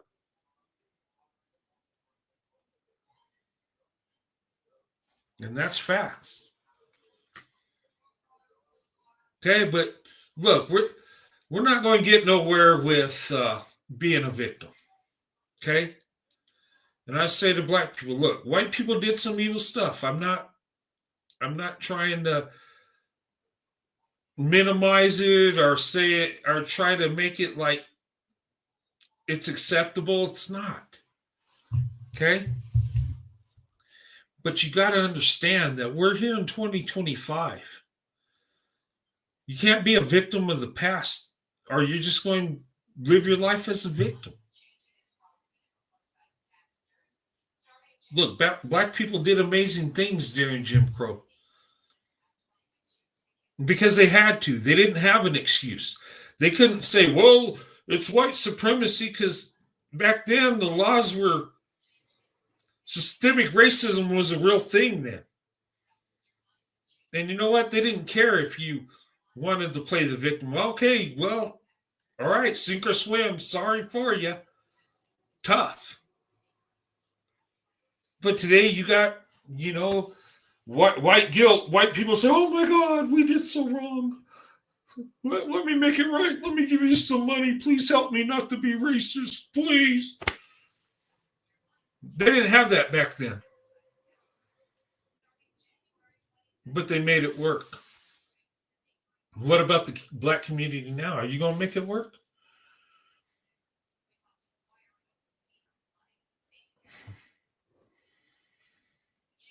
Because I tell you, you don't invest in the black women, other men will. Okay, and it's happening more and more. And don't think because the numbers, well, there ain't that many white men with black women, Think about the avalanche effect. Avalanche don't occur overnight. It takes a little time. It takes buildup. A few black women marrying white men, a little more here and there, a little more. Before you know it, there's going to be more black women married to white men than married to black men. And people say, Roadrunner, how can you say that ain't going to happen? Yeah, I believe it is. Only 26% of black women are married right now. Okay? Black women are 7% of the population. White men are about 30%, I think. Okay? A couple more percentages of white men marrying black women, it could flip that real easy. Okay? And there still be more black women with black men, but married women, I think we're going to reach that. And guys, mark my words, see if I'm right in the future. And years down the road, you might say, man, I remember on YouTube that Roadrunner guy, that white guy that I thought he was talking crazy. Oh my God, what he said came to pass. And it's logical because the marriage rate in the black community is going down. Less and less are getting married. More black women are opening up their options. More white men are investing in black women. It's not a huge number, but it's more and more every day. Just takes a little time. And what do black women got to lose? And I'd say black women, what do you have to lose? How about investing in the white men? What do you got to lose? There's more of us, okay? Most of us are traditional, more so than the black community. A lot of us believe in faith. A lot of us believe in marriage and family. And you know what? Us white men are more open to share our wealth with you than black men are. And statistically, by the numbers, we make more money. What do you got to lose? Only 26% are married. You going to hold out for black love? Will it come through for you? Some black women will find black love and be blessed. But how many? That diamond in the rough, they're few and far between. What do you got to lose? There's a white man, there's the Asian man, the Hispanic man. Black women, it's your world. You just got to take it. Just saying. If the black man ain't going to come through for you, make another man come through for you. Women choose the men. Men don't choose the women. It's up to you. Black women, and you might not believe this, but it's in your hands. The ball's in your court.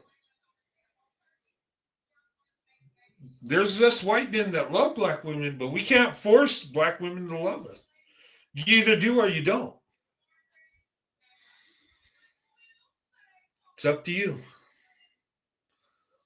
But I do believe more black women that open up their options will make us better as men across the board.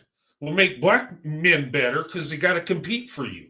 When a man has to compete for you, he does better. When a man's held accountable, he does better. What do you think white men do better with black women than black men do? You want to know why? Because we don't expect black women to be there for us. Hell, we don't even expect Becky to be there. So when the black woman opens up to us, we embrace it. We love her. We cherish it. We're grateful. Where the black man, he's always had access to you. Oh, well, take it or leave it. I go to Becky, Maylene, whatever. Not saying they're all like that, but what I'm saying is when it's easy for a man, he ain't going to value you as much. And I speak to all women. When a man has easy access to you, he will not respect you.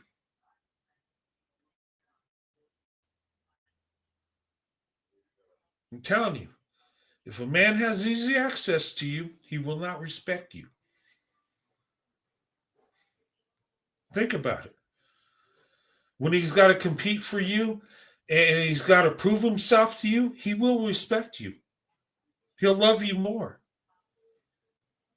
Because believe it or not, men need a challenge. And within that challenge holds us accountable. And when you hold the standards, ladies, we got to earn your love. We got to earn having access to you. And we'll value you more. I know men want women that are easy to get with and hook up with. But when it's easy, it's not respected. And then all the dusty dirt bags, that's where they take advantage of you. When you have standards, and if the man don't meet it, well, you get rid of that dust. You send them on their way. Then you get the man that will be with you because he loves you. The man that will love you even though he can't touch you. The man that will love you, that will wait for marriage. To wait till the love's true before he touches you.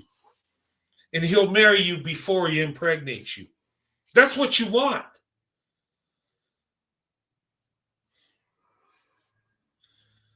And I know that's easier said than done because we're human. Men and women desire each other. Okay? It's a natural thing, but we got to be responsible. Okay? Just because a man says he loves you and you're attracted to him, that's not a reason to give up your body to him. Okay?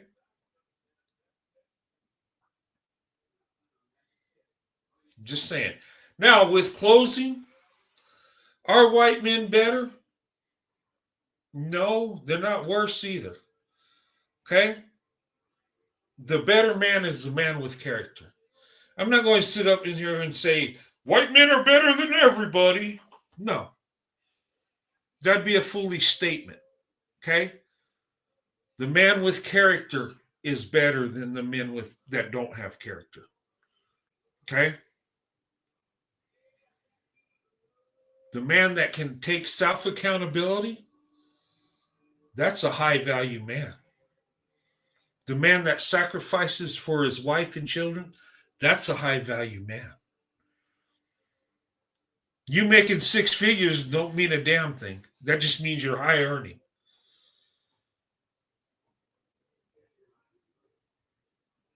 Character is where it comes.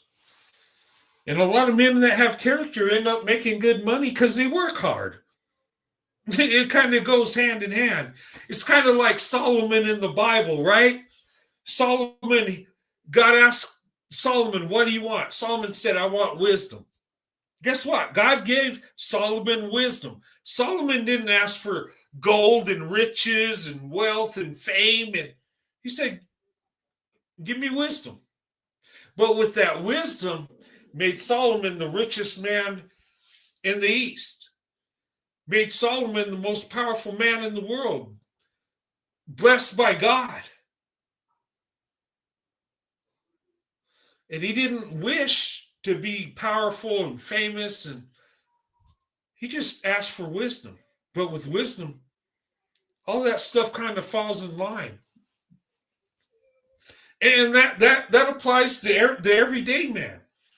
You work hard, you're going to be successful. That don't mean you're going to be the richest man in the East like Solomon. Of course not. But you'll be better than you could have been. A lot of times men that work hard end up being more successful than they thought they would be. Because they have that wisdom, hard work. And think about that. What man, if God said, what do you want? As a man, listen to me, man. If God came to you and says, what do you want? Would you be like Solomon? God, just give me wisdom. Or would you say, oh, God, I want to be famous. I want to be rich. I want the most beautiful wife in the world. And I want people to think I'm the greatest. And I want to be famous. And I want to wear the best clothes and drive the best cars. And, I just want to be the man. That's what most of us would say. But a man with character would ask for wisdom. And at that time, Solomon's heart was with God.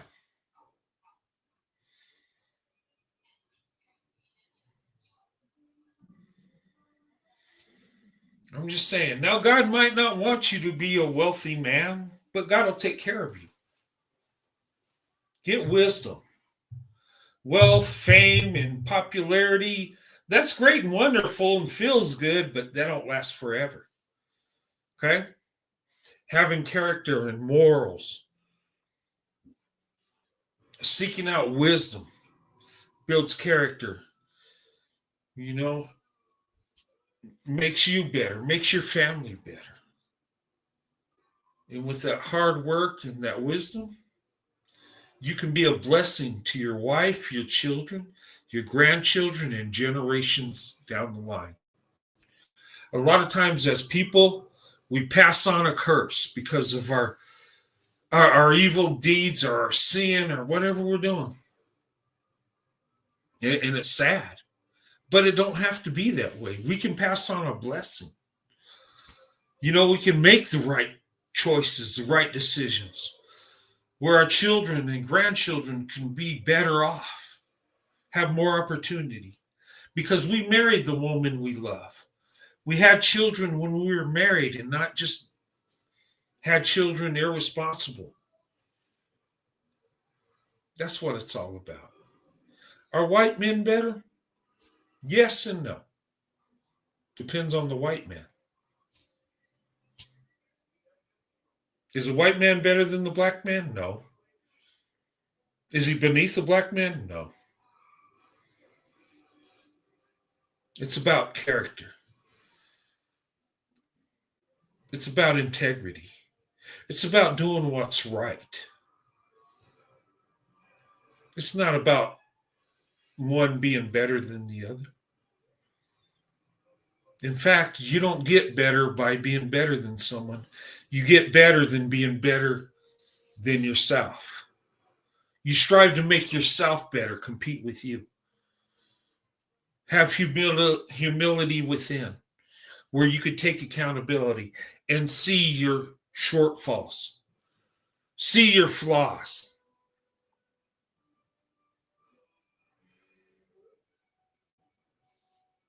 Because you can't, only one that can fix it is you and God. What are you going to do? Stop worrying about who's the best and who's better and who's more superior. Stop worrying about that crap. Okay? Have your preference, whatever that is, that's your business. But with a preference, love that preference. Okay? And don't attack other people because you dated out. I disagreed with a lot of stuff that lady said, but one thing I agreed with her on is you don't have to hate somebody because you date out or marry out. I don't have to attack Becky to show the black woman love. Okay? White women already know how much I love black women. The white women I know, they know. I don't have to tell them a damn thing. But you know what? They don't hate me for that because I respect them. Because they know, okay, that's his preference. That's who he loves. He found a good wife. God bless him.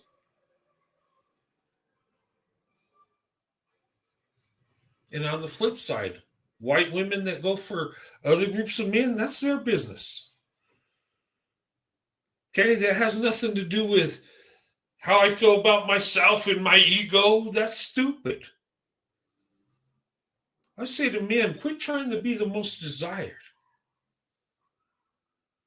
and be the man with the most character.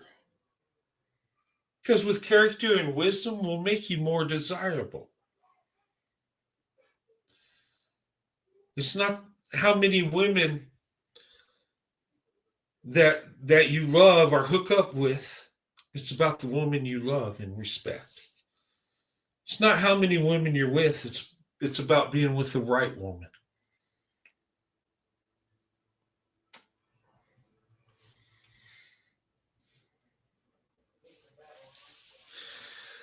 Hey, Chris, good to see you, brother. I'm going to go ahead and close, guys. I thank you for coming in here and listening to my ranting and raving. And but, guys, I got to be truthful, okay? Because this racial segregation crap is stupid. Okay? Generalizing a group of people saying that this group's mostly racist when you can't even tell. Okay? We win when we do what's right.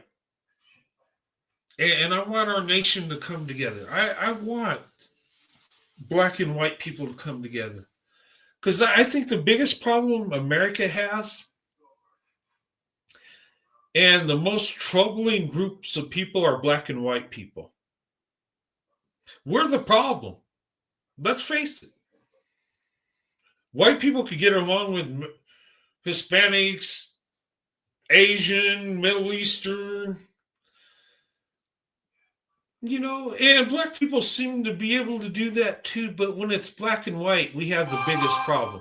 And not saying black and white people don't get along, because they do, for the most part. But really, the biggest animosity is black and white.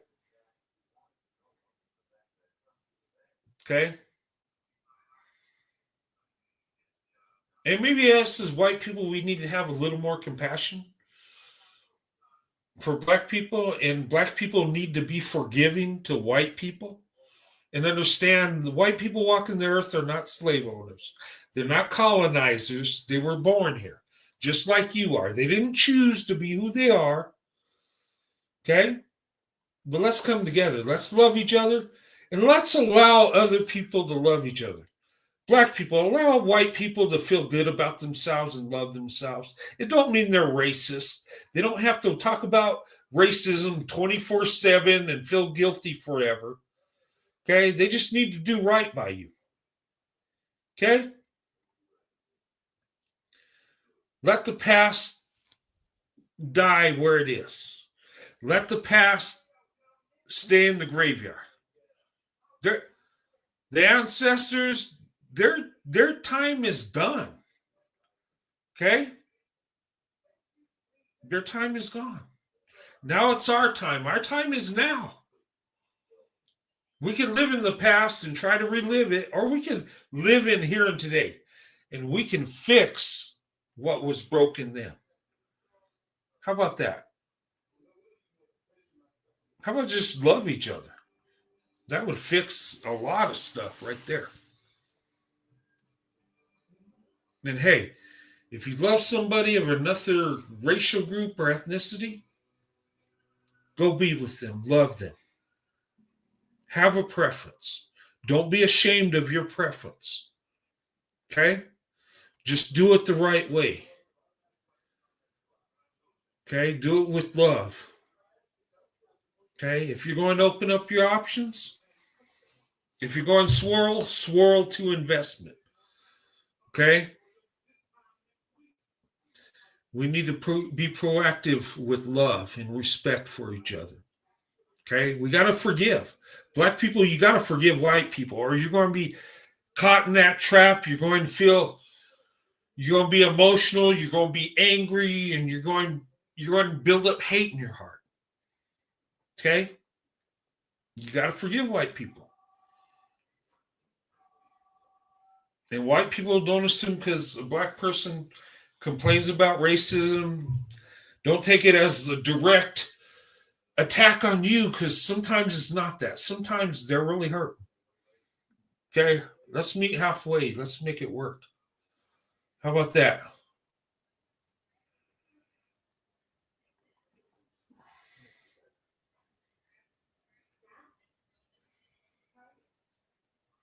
We are race mixed now. and look, if we loved each other like we should, like God would want us to, we'd all be mixed race by now. But we're not. Why? Let the segregated days go to the graveyard. Let it go. Okay? We're people. Man is always evolving. Okay? Don't be afraid of it.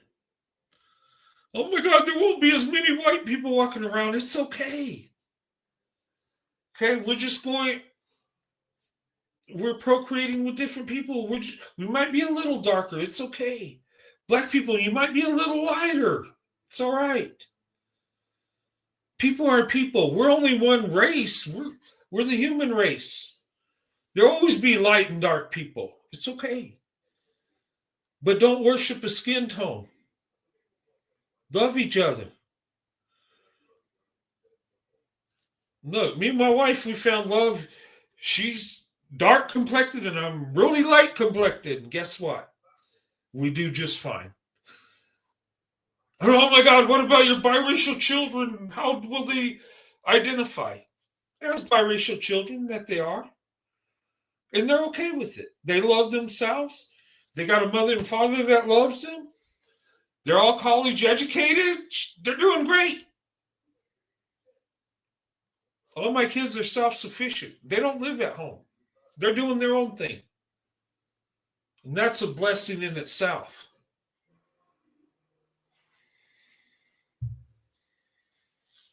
Okay? We have white DNA, yeah. My wife's got white DNA. We found out my wife, Sandy, one of her great-grandfathers was white. And it wasn't a master-slave connection. This guy actually fled with a black woman to another state to get married. They got married and had children.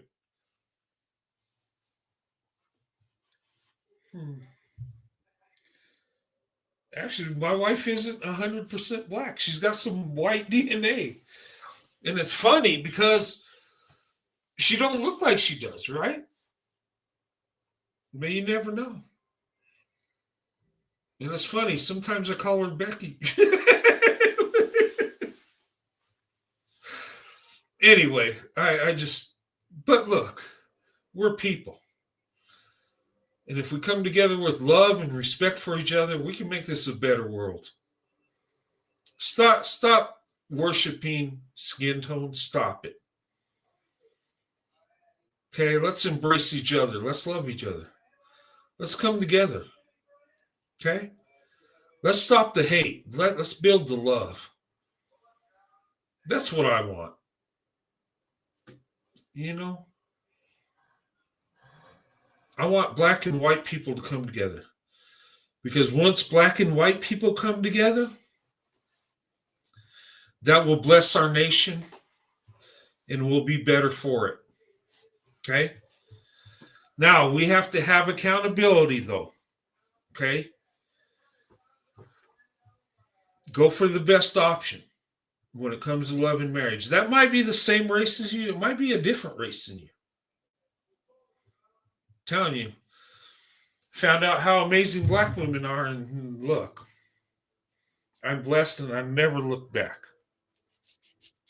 But see, I was able to see the beauty in black women. I was able to see the character in black women. You know, I was able to see that. You know why? Because my eyes were open. You know why my eyes were open? Because my parents taught me how to love other people. My dad taught me that I wasn't better than anybody else, that I was just like everybody else. And whether I was going to be successful or a failure depended on my character and the choices I made. And with that, I could fall in love with a black woman. Because there's no barrier. I seen love. I didn't see color. And when I started going to school, I was confused. To see some conflict between black and white people, I was like, it was confusing. Because I wasn't raised that way. So I grew up and I understand that people have biases, people have racism on both sides. But when I was little, I didn't understand it. I didn't understand why when I was in kindergarten, and I said Donna Summer was the most beautiful woman. I said that in kindergarten. And some little kid punched me for saying that. Because she was black. I didn't get it. But see, my parents taught me the right way. That kid's parents taught him that about racial superiority. So he couldn't see the beauty I could. I'm just saying. And people say that, have you dealt with white racism? What, you think because I'm a white guy that they're not going to hate on me being with a black woman? Do you really think that? You really don't know white supremacy. Because they'd rather destroy me a lot more than they would destroy a black person. Because, see, they see me as a traitor. They see me as committing white genocide. That's the way they look at it. They see it as me throwing my genetics away by procreating with a black woman. That's what they see. They don't like people like me.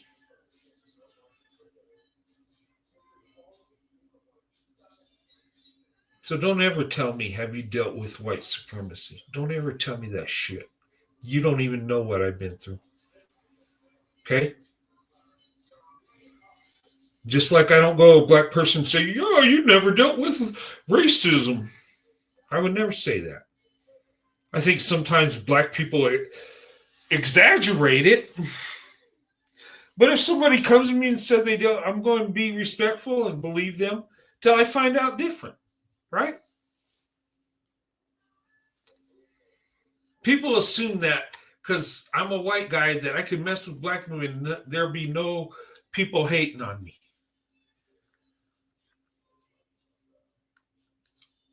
Now, most white people are okay with me being with a black woman, but there's those ones that aren't. And I've dealt with that. I know racism exists. I don't act like it didn't.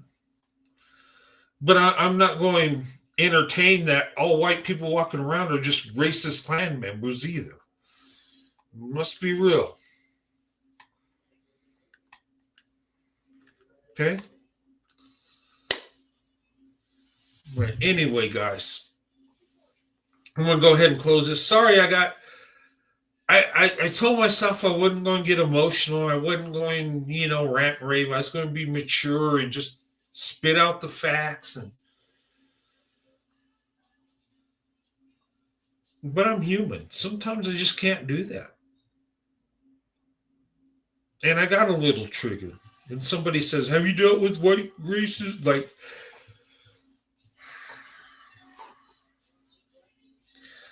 And I know this is a tough topic, but I got to speak truthful to you guys. I got to tell you what I think. Now, some people are going to agree with me and some aren't, and that's okay. But I'm going to tell you what I think and what I see. Now, do I see what you see? Yes and no. That's okay. But we got to have an honest conversation. I don't think white guilt's the answer. I don't think me hating myself is going to do anything for black people. And it damn sure ain't going to do nothing for white people. They're just stupid. It really is. It might make some black people feel good because I'm hating on myself, but what is it really going to do for anybody?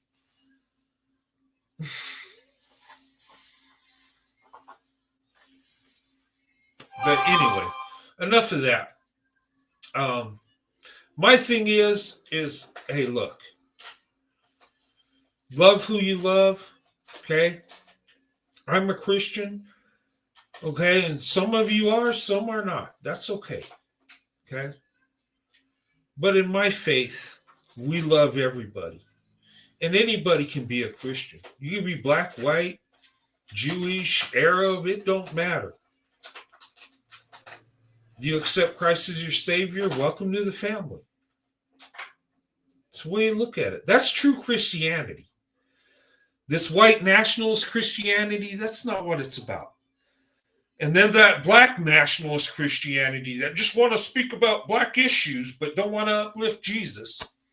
You're just like the white supremacist church, right?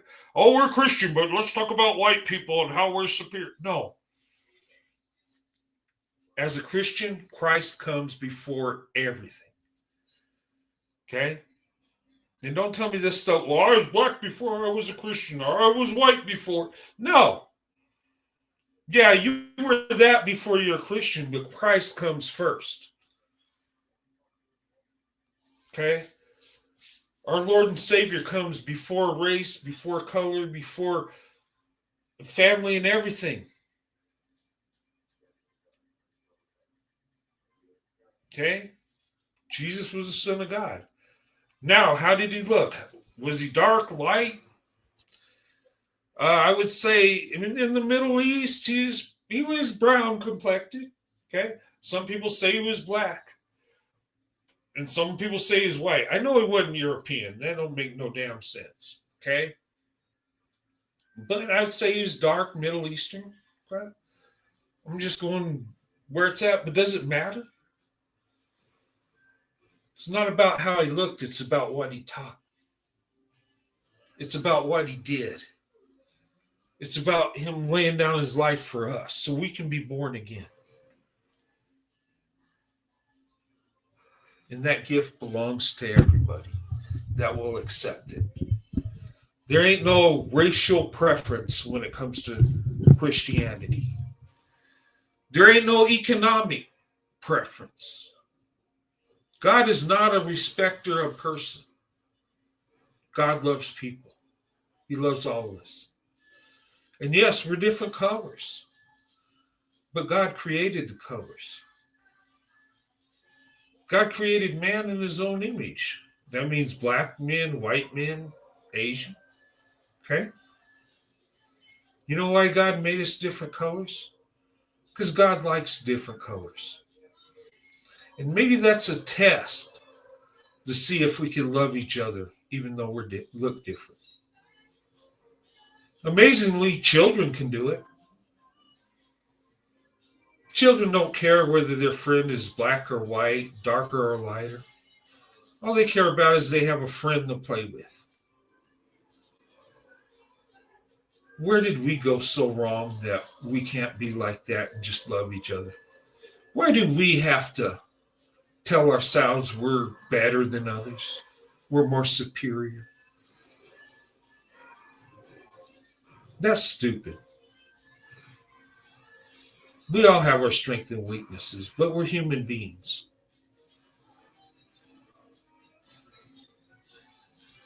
One man is not superior to the other man. The only one superior is God.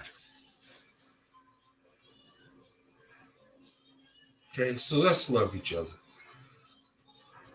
Okay, there's nothing wrong with holding people accountable. Accountability is not hate, it's actual love. My father pointed out my faults my whole life. He told me how bad I was wrong, and when I did wrong, he let me know it. And I thought, man, my dad hates me. But you know what? As I grew up, I understood he loves me. That's why he was tough on me. He wanted me to be tough, resilient. He wanted me to have humility. He wanted me to understand that if I wanted to be successful, I had to work for it. He let me know I was no better than any other child. He let me know that if I wanted a wife, I had to work hard to make money to provide for my wife. And if I couldn't afford a wife, I didn't deserve one. That's what he told me. That's accountability. Did it hurt? Damn straight it hurt. Do you think I like being told when I'm wrong? No, none of us like it. Okay? White people don't like to be called racist because they're white. They get irritated. They don't like it. White people don't want to talk about racism all the time. Why? Because they know it gets black people emotional, and they're being tired of told that they're colonizers and plantation owners when they never did none of that. Okay? And the same thing goes, and black people don't like to be told they're criminals because there's black people committing crimes. Okay? Let's respect each other and quit pointing the finger. The ones that do the crime, the ones that are racist, hold them accountable. But as groups of people, we're not a monolith. We don't think exactly the same. There's different values and different ideas. There's good and evil in all groups. Understand that. We can't hold one group accountable for what a few do. Let's stop that. Okay? Let's learn to love and respect each other. Let's learn how to love somebody that's different. Let's learn to love somebody that don't look like us. Okay? And if they're doing more wrong than us in a certain area, okay, let's understand they're human beings. Because in some areas, we're doing more wrong than them. It's about coming together. This division's got to stop. And it starts with men. We need to be accountable. If our community's going down the tubes, it's our fault. Stop blaming women. A real man don't go around blaming women. A real man takes accountability for what he does, and he fixes himself before he ever holds anybody else accountable. Okay? How about that? Guys, I love you guys. I'm going to go ahead and have to close. I've been on here almost 3 hours talking. Okay? But I seen some stuff that disturbs me. Okay? Okay, I see a lot of generalizations, a lot of propaganda, a lot of racial division that we do not need to have. Okay? That's only going to hurt us. Okay? Now, if you're a white man and black women are the best option, you go with the best option because they are the best option. But I'm just saying, okay? What we need to do is we need to search for love, character. Okay? And look, I'm all for swirl to investment because I've seen a blessing many men haven't seen or don't know about. They don't know about that hidden treasure out there. You know what that hidden treasure is? It's the black woman. I've never met any other women that's been more loving, more caring, more nurturing. I've never felt the way I do about any women that I feel about black women. And call me crazy, weird, I'm sorry. I love black women. Black women have my heart. And it don't matter how many of them like me or don't. It's about loving them. It's about true love. Because I seen the beauty. I felt the blessing. I felt the love. And I'm not ashamed to say it. Okay? And you say, Roadrunner, you're biased. Yeah, you bet I'm biased. When it comes to love and marriage, it's black women or nothing. Always has been. Okay? But I didn't say that out of hate. It wasn't that I thought other women are garbage. I don't. I think all women are amazing and beautiful. I do. But black women just happen to capture my heart. And once that happened, I'm done. You can stick a fork in me. That's it. But I'm speaking truthful. And is it wrong for me to feel that way? No. And whoever you love, that's up to you. Be with the one you love. Be with your preference. And don't let anybody tear you down for who you love. Okay? Life is too short. Too short for hate and division. Tell you what. I choose love over hate. How about you? Anyway, guys, I'm going to go ahead and close. You guys have a good weekend. I thank you for listening to my rant and my craziness.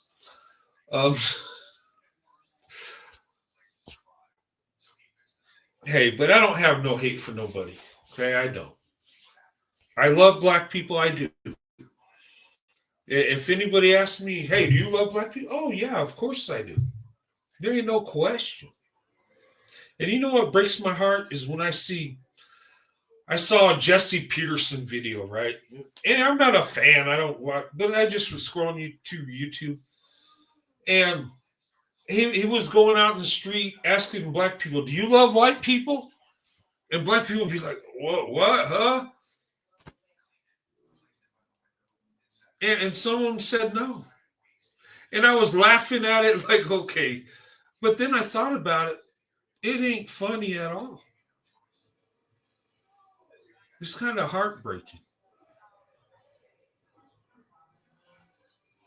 for a group to say they hate you. And they didn't say, well, I love good white people and hate racist ones. Now, if they said that, okay, I understand that. No. A lot of them said they don't like white people. They hate white people. And they referred to, okay, slavery, Jim Crow. But the white people today didn't bring that to you.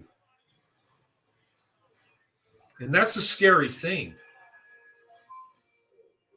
Because we got to live around black people. And if there's some that hate white people, will they resort to violence? They might. And then on the other end, seeing white nationalists that don't want to be around black people and can't stand black people. That's dangerous too. I don't want to hear hate.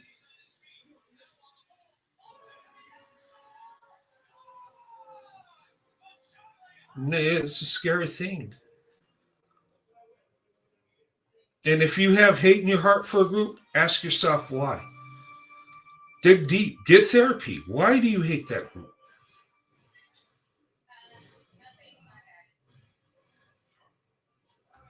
Because if you ask me on the street, do you love black people? Of course I do. That wouldn't even been I wouldn't have to think twice about it. Are there black people that have done me wrong? Oh, sure. Have there been black people that hurt me? Yeah. But as a group, I love black people. Yeah. My wife's family's black. I love them. I don't hate them. There's some black people I don't like, though, I can't stand. Because they're mean. They're horrible people. But most black people I get along with. Okay? And I'm sure black people, there's some white people they can't stand either. Because they're not treating them right. Yeah.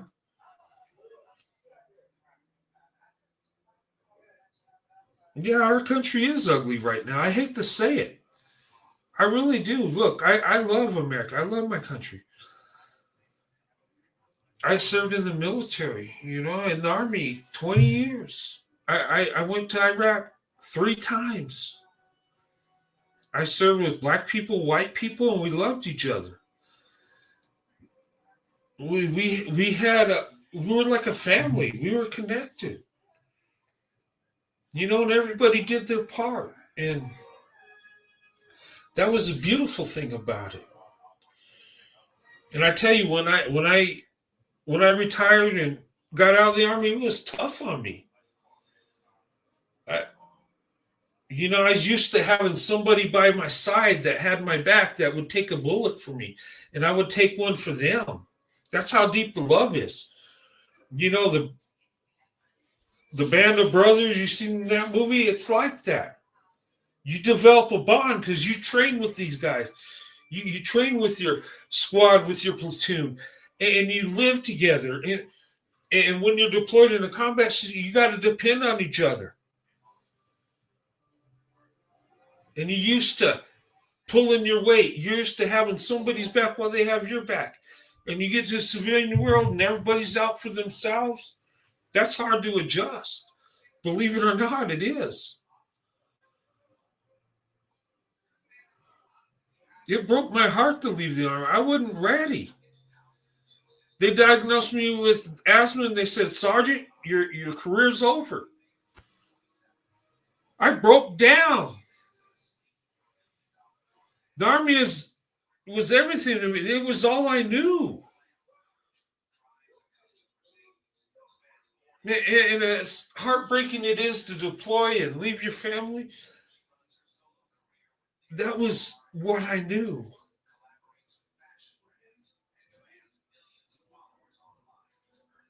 And I was just adjusted to it, and it was a routine to me. And I broke down because the one thing I was good at was taken away from me.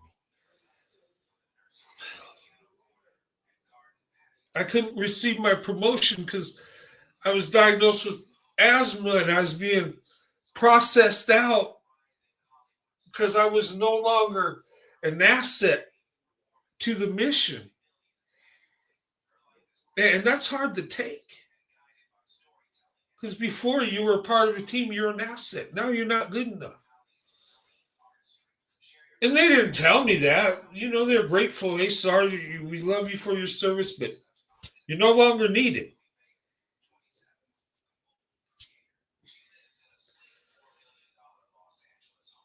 And that hit deep. I'm grateful for the time I served, but I wasn't ready to end it. I couldn't do it on my terms. But when you have asthma, you're no longer an asset. Now you're a liability. And I understand that. And that's the cold, hard truth. I was blessed because I had 18 years and they retired me out. So I was able to get my retirement. But that was a heartbreaker. And I got something that I have to live with the rest of my life. And people will tell me, and they say, you're lucky, you're retired, you got disability.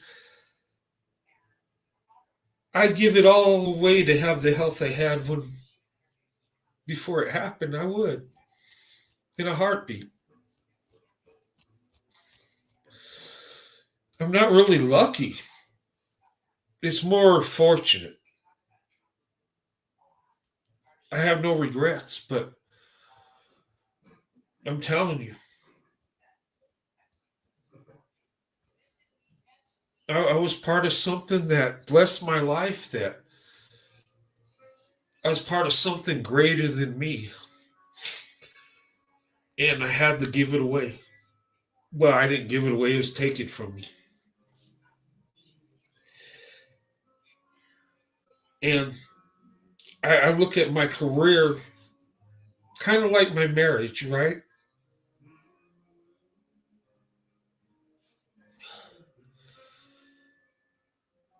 Your squad, your team is more important than you.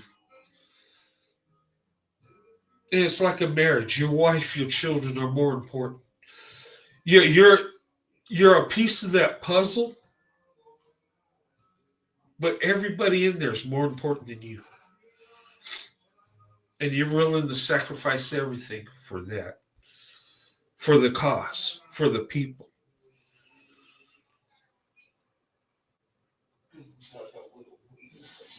But I have no regrets.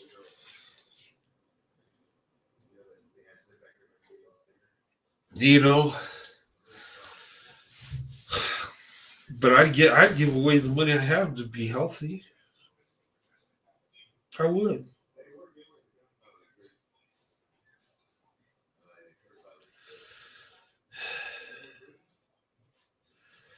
But I'm lucky to have the health I do have. I can still do things and function.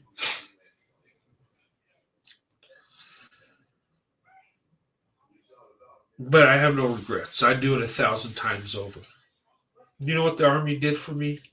It made me better. And there's three things in my life that have made me better that have been a blessing to me. And I tell people this. It's my father. He never gave up on me. He held me accountable. He was always there. He was tough, but he was there. And then there's my wife with her love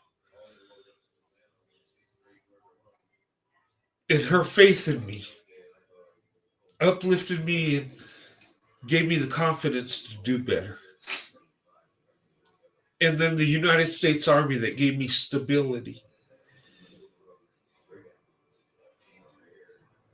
that uplifted me, that helped me be part of something bigger than me, that helped me learn a trait to where I could be successful when my Army career was over. And in between, I was able to take care of my wife and children.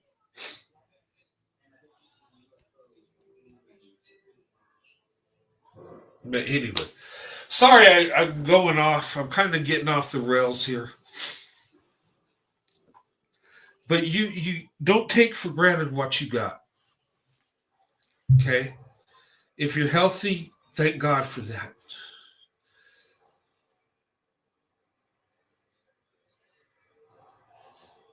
Because I'm telling you, you don't know how blessed you are till it's taken away. You don't know how just breathing is a blessing. When you get winded and short of breath, you appreciate being able to breathe. When your back hurts because you got a degenerated disc and it's painful, you look back on the days when you were healthy and at your best. You kind of take it for granted when you got it. You know, I've had asthma. I had a number of broken bones. The army beat me down. My body has been beat down so hard, and on top of that, I've had some tumors I had to have removed. I had a brain tumor, had to be removed. Some scary stuff, and with my lungs and the scar tissue, I'm scared. I'll be honest, because with this burn pit thing, you know, it can lead to cancer. It hasn't. But there's one guy I served with got cancer.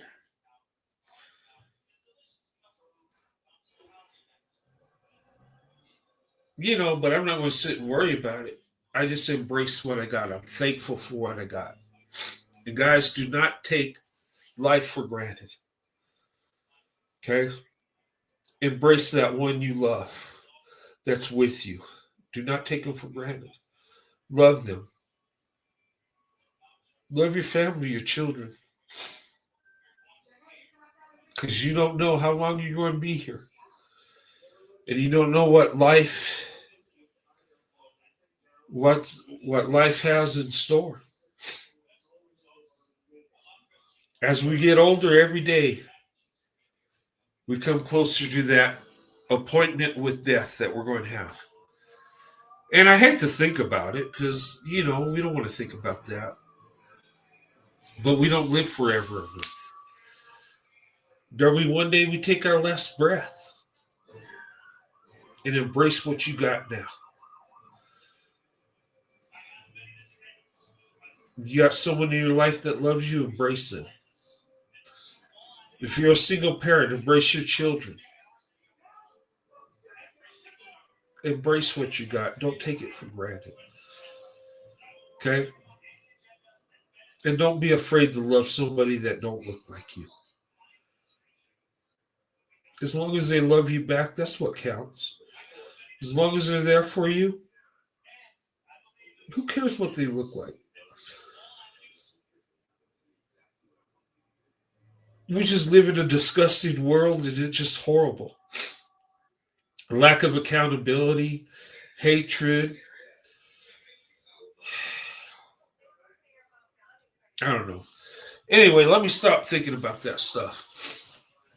But guys, you have a good weekend. Thank you for being part of this channel.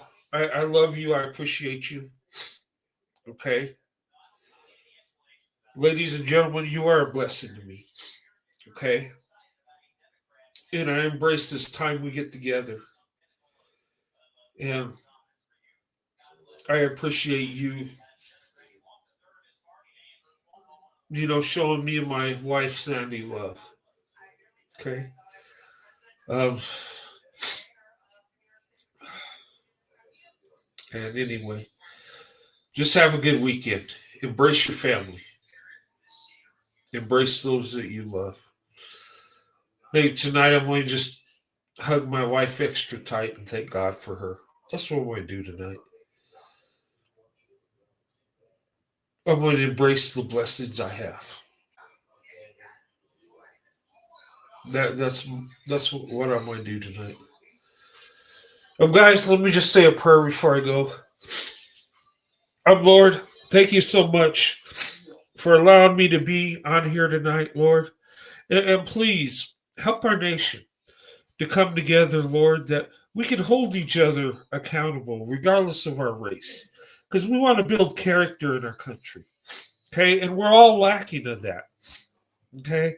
And Lord, I just pray that you help us to have the courage to love one another, to have the courage to stand up against racial supremacy, whether it's from the white side or the black side, Lord. Just help us be strong to fight the evil on both sides, that we can come together with love and respect for each other, Lord. And I thank you for this show tonight. And please bless everybody here tonight and their family. In Jesus' name I pray, amen. Oh my God, I got a bloody nose. Oh man. Okay. I better. Oh my God. Anyway, guys, I love you guys. I'll see you guys soon. Me and Sandy are going to do a video together here in the near future. But guys, have a good weekend. I love you. God bless you and your family. And I'll see you soon. Have a good night. God bless.